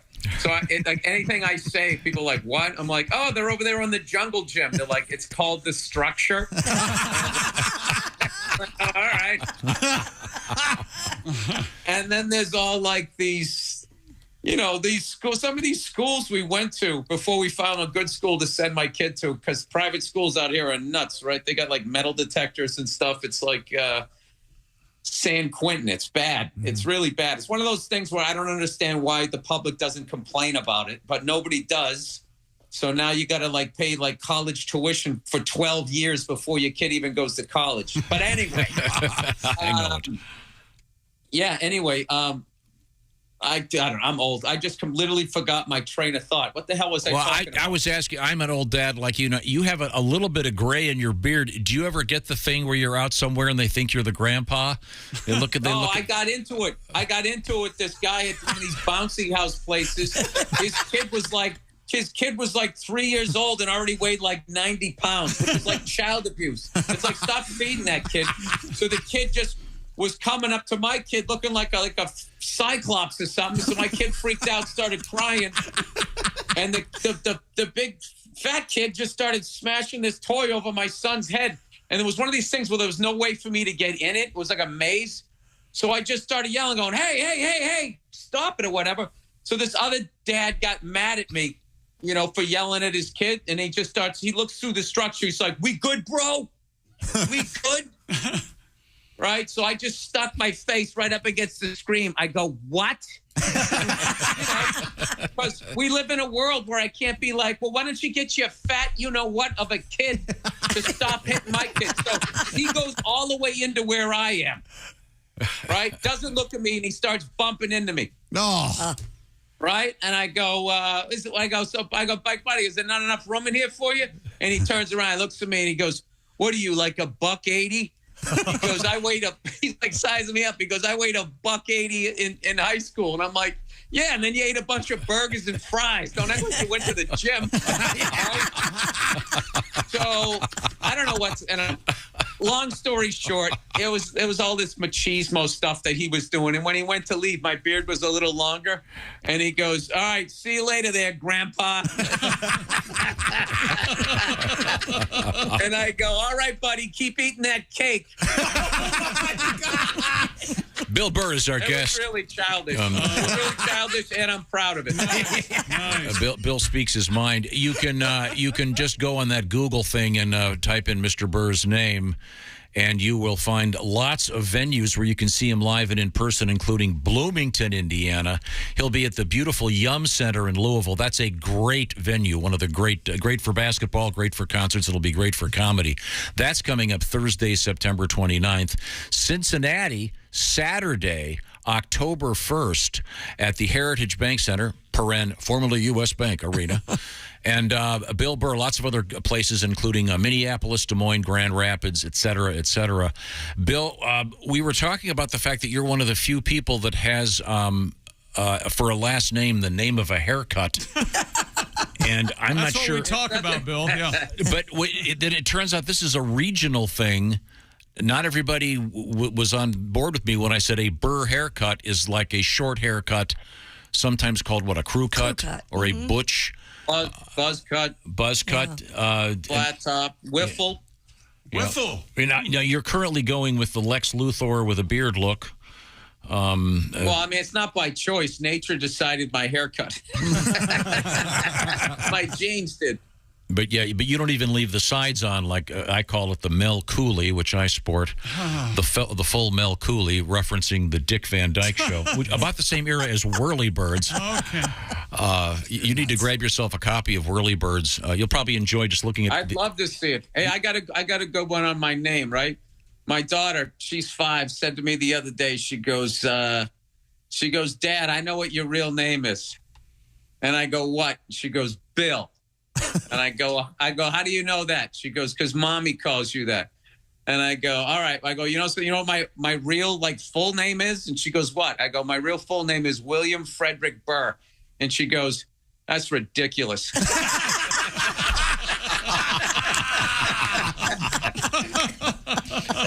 Burr. And I go, why is that ridiculous? She goes, that's a ridiculous name. I laughed for like 10 minutes. And Bill, it's also my understanding that you have given up the grape, as they say, no longer drinking. And are you actually a vegan, or were you joking about that? No, I was joking about that. But you've given up a bunch of things in your life. Yeah, my free time, alcohol. Yeah, no, I stopped. I was watching. Speaking of whirlybirds, like old TV shows, I was like every night I had on Me TV, and I was downstairs, getting hammered. I was just somehow like I think like. I'm not like an AA guy, but I definitely think when it comes to addiction, there's like a spectrum. Like when we were growing up, it was like either you were or you weren't. And I don't think there is. Like I'm a habit guy where like if I start drinking, and I do it too many nights in a row, like I just start doing it and I kind of can't stop until I really just white knuckle it for 4 days. But then after 4 days, I could like never do it again and it's not a big deal. But there's like 4 days where I'm like, wow, man, I really got an issue here. So, it just kept, I'd be downstairs watching TV and I was just thinking, what if somebody came into the house or what if my daughter all of a sudden needed to go to the hospital? I'm like too hammered to do anything. So the guilt of that, I was just like, all right, I'm going to stop for a little bit. And a little bit's turned into almost 4 years so far. Oh, good. Glad it's working out, especially if you're flying the helicopter. Yeah. Yeah, that's a good thing. Oh, no, you want a nice buzz when that happens. you forget that you're basically sitting like underneath a guillotine. On that note, the great Bill Burr. Bill, congratulations on all your success. I hope to see you in the studio again sometime. We remember you back from the club days and funnier than ever. Lots of great venues coming up. Special on Netflix. That was wonderful. Yeah, wonderful. Wonderful special. Oh, thank you. Well, Yes. you guys, I love you guys. Thank you for all the years. I never would have gotten here if I didn't get on your show. You guys are a huge, huge part of me selling tickets on the road. So thank you so much. Thank you. That's very Love you, kind. Bill. See you, Bill. The great Bill Burr. We'll see you. You got to see the video to believe it. He looked like he was lying down on a play set. Yeah, I think it was some kind of play set. It looked like the slide in my basement. It actually looks like, remember the old sit-up boards where you would put them at an angle? So you could be. do sit-ups? I have a slide like that in my basement, little setup for the kids. But, we're in the same boat to a degree. The older dad. I get the grandpa thing a lot. Yeah, I bet. Well, I usually don't. No offense, but... Yeah, it's complicated. But not as complicated as you're stopping talking. You know what's not complicated? Upside. That's right. Upside, Daddy. Saving money when you get gas. How do you do that, Josh? I'll tell you right now. Do you have gas right now? I mean gasoline for your car. Oh, thank you. Thanks for clarifying. Upside is the incredible app that everyone who buys gas needs to know about. Some of our listeners have already earned $200, $400, even as much as $1,000 with Upside. Download it. Use promo code Bob and Tom when you do. You're going to get 25 cents per gallon or more on your first fill up. That's cash back, baby, right there in your pocket. It's real cash that really adds up. In fact, $1 million cash back is being earned by users each week. And it's so simple. It's a free app, and people can earn 3 times more cash back with Upside than any other loyalty program or credit card reward. It's available at businesses all over the country, 30,000 plus, in fact. That includes big-name brands and well-known gas stations you use all the time, as well as some of your local businesses that you love. Just use promo code Bob and Tom after you download the free Upside app. You're going to get 25 cents per gallon or more cash back on your first tank. That's code Bob and Tom on the Upside app. Thank you very much. Coming up, more of the Bob and Tom program featuring a history lesson. This is the Bob and Tom Show. Think you know your pro football? Then play Pigskin Pick'em every week at bobandtom.com/contest. It's your chance to win a Minimax Big Green Egg. This is the Bob and Tom Show.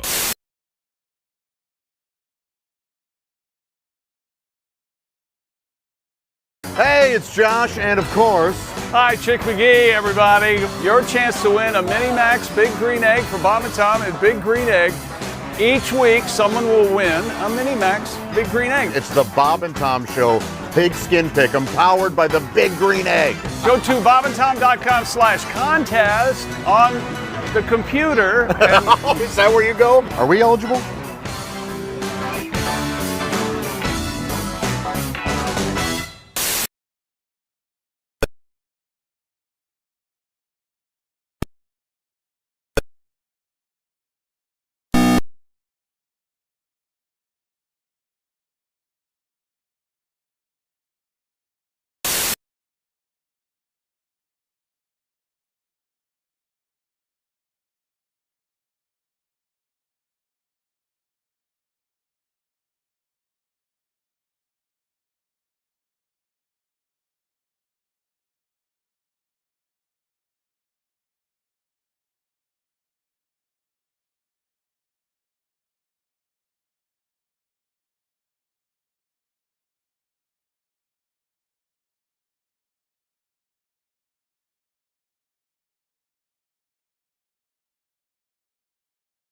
In the bathroom for half an hour. What are you doing in there? Just enjoying my masturbation. Masturbation. Just slap a little on. Repeatedly. Oh, gosh. Thanks. I needed that. Is that masturbation? Yeah, I think that's the sign. Masturbation. Essential Morning Radio. All day and all night. Well, shoot me when the beer runs out. Bob and Tom 24/7. 24/7. Hey, by the way, Bill Burr on the road, BillBurr.com for more information about his tour. But Friday, September 30th at Bloomington, Indiana's Assembly Hall. Sunday, November 6th in Madison, Wisconsin at the Alliant Energy Center. That's Bill Burr out on the road. BillBurr.com for more information. You know, we learn a lot during the course of the show. Today, no exception. And we'll be back with a look at history on this September 20th and things we learned on the Bob and Tom Show today, right after this. We're not done with you knuckleheads yet. Don't go anywhere. More of the Bob and Tom Show coming up. Hi, everybody. Christy Lee with your Bob and Tom News Update. Hurricane Fiona is barreling toward the Turks and Caicos Islands as it threatens to strengthen into a Category 3 storm, prompting the government to impose a curfew. Forecasters say Fiona could become a major hurricane today when it's expected to pass near the British territory. The intensifying storm also kept dropping copious rain over the Dominican Republic and Puerto Rico. Visitors to the new terminal at Orlando International Airport may want to wear sunscreen. Along with the sun, there's a plethora of realistic-looking fake palm trees, views of blue skies, and billowing clouds. The 1.8 million square foot Terminal C. Oh, you're in Florida, and that's the point. The world's 7th busiest airport makes a $2.8 billion bet when it opens this week that Florida's tourism has moved beyond the pandemic. And when President Joe Biden announced a plan to forgive student loan debt, many borrowers who kept making payments during the pandemic wondered if they'd made the right choice. Borrowers who paid down their debt during the pandemic freeze that started in March of 2020 can now, in fact, get a refund and then apply for forgiveness. And that's your news. I'm Christy Lee. More of the Bob and Tom Show on the way. Think you know your pro football and want to put your knowledge to the test? Then play Pigskin Pick'em every week at bobandtom.com. This is your chance to win a Mini Max Big Green Egg. Just pick the winners of this week's pro football games and you could win a Mini Max Big Green Egg. Head to bobandtom.com/contest and play Pigskin Pick'em. And don't miss the Chick McGee Shoe-In of the Week, Thursdays on the Bob and Tom Show. Hey, man, this is Donnie Baker, and this is Bob and Tom 24/7. I swear to God it is. That's like all day and most of the night. Sex is so prevalent in our society that nobody mentions what happens if you keep having it. You know, that, I think every porno movie should end with giving birth to triplets. You know, just as a disclaimer, you know.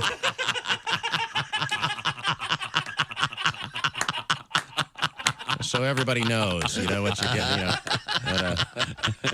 But I'm a stepfather, too. Which I've been for a few years now. And if you're not a step-parent, you know, you don't realize the warmth and rewards that you get for the warm, loving feeling. And it's, I hate you. Okay, here's some more money. You know, you're not like my real dad. You know, that's right. You can find me. You know.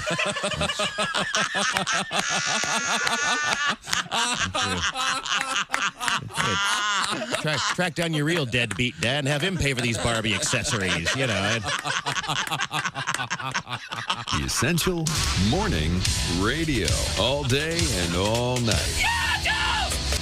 This is Bob and Tom 24/7. 24/7. Jeff Jenna is our guest. I don't know if you remember this. A lot of people were mad at the Mattel toy company because Teen Talk Barbie, one of the 200 things Teen Talk Barbie said was, math class is hard. Oh, yeah. And everybody, young women won't want to take math classes. And I'm just thinking, no, that's stupid. What, are American women that easily influenced? Are they? No, I don't think so. Because if they are, I think Teen Talk Barbie should say things like, sex is fun.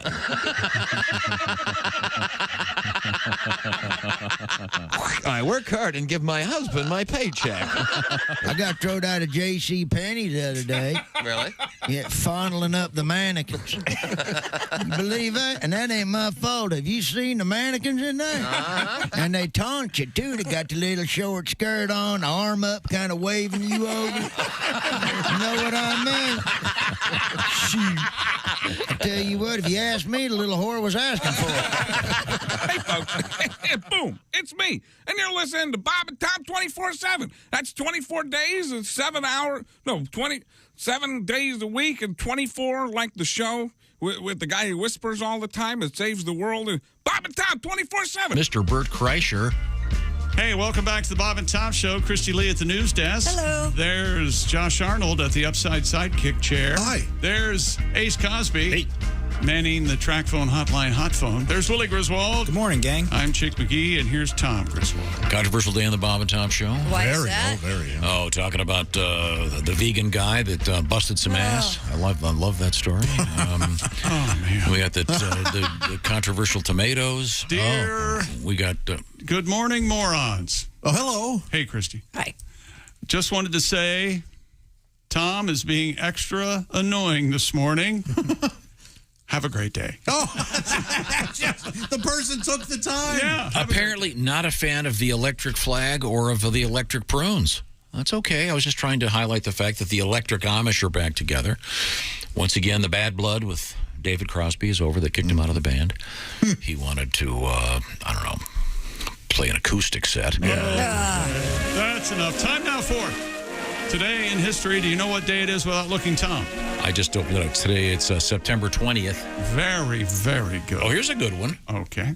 I'll do this in quiz form, Christy. Okay. The year was 1519. I have no idea. The plague, maybe? The Martin Luther, Magna Carta. the first successful circumnavigation of the globe. What's his name? Da Gama. No. Magellan. Yeah, Ferdinand Magellan. Son of a... And didn't they name a app after him? Isn't there some kind of... Magellan, I think it is, yeah. Isn't that like some kind of thing? GPS? Yeah, is that what it is? Let's see. 1970, Jim Morrison found guilty of indecent exposure in Miami, which that whole thing never happened. Yes, it did. There were many witnesses that he... We need to change this to Tom's Day in History. Yeah. I thought he took his wiener out. Robbie Krieger, who was on stage with him, the great I don't think guitarist. Robbie would lie for Jim. I don't see that. Did the bassist see anything by any chance? There was no bass player, which has always been my beef with the Doors.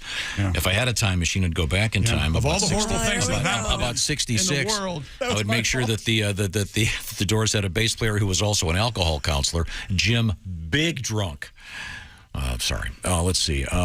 This is interesting. 72. I was going to say Pat Godwin, you'd like this, but he's not here. No. The police find cannabis growing on the farm of Paul and Linda McCartney. Oh, Pete's sake. But that was yesterday. Pat was yesterday. I got a question about this next guy. Now, Josh, you'll know this one. Who is it? Happy birthday, Upton Sinclair. Yes. Author of The Jungle. Yeah. You don't want to read that while eating a hot dog. That's all I'm saying. If your name is Upton, what do your buddies call you? Uppy. Up, my man. He probably had a nickname like Squeaker or something. Had to be. He also wrote the book called Oil. Because it's oil, exclamation point. Oh, yeah. And that became the movie There Will Be Blood. There Will Be Blood, yeah. What a weird name. Upton. Maybe they called him Butch. Could be. Something really weird. Yeah, probably was. Or he had a middle name. Skippy. Best thing about him is that great Billy Joel song. Upton Girl. Christy was right on it. I didn't know where you were going. I would do a Bruno Mars joke. And his brother, Downton Sinclair. Bummer. Hated by everyone. Happy birthday, Sophia Loren. You know, I was just thinking, if we hadn't had the morning with you that we had, I would have laughed at Downton Sinclair. I would have been on. There you go. Sophia Loren's real name is Sofia Costanza Brigada Vigliani Sicilione. Yeah, entree. Caprese. Nice. What's the famous picture of her? Who's the other star she's looking at? Is Marilyn? No. Where she's like Or maybe a star is looking at her because her Mansfield. cleavage is out. Jane Mansfield. Okay, yeah. I think it is. That's one of the best photos of all time. Yeah, she's looking right down at her boobs. Okay.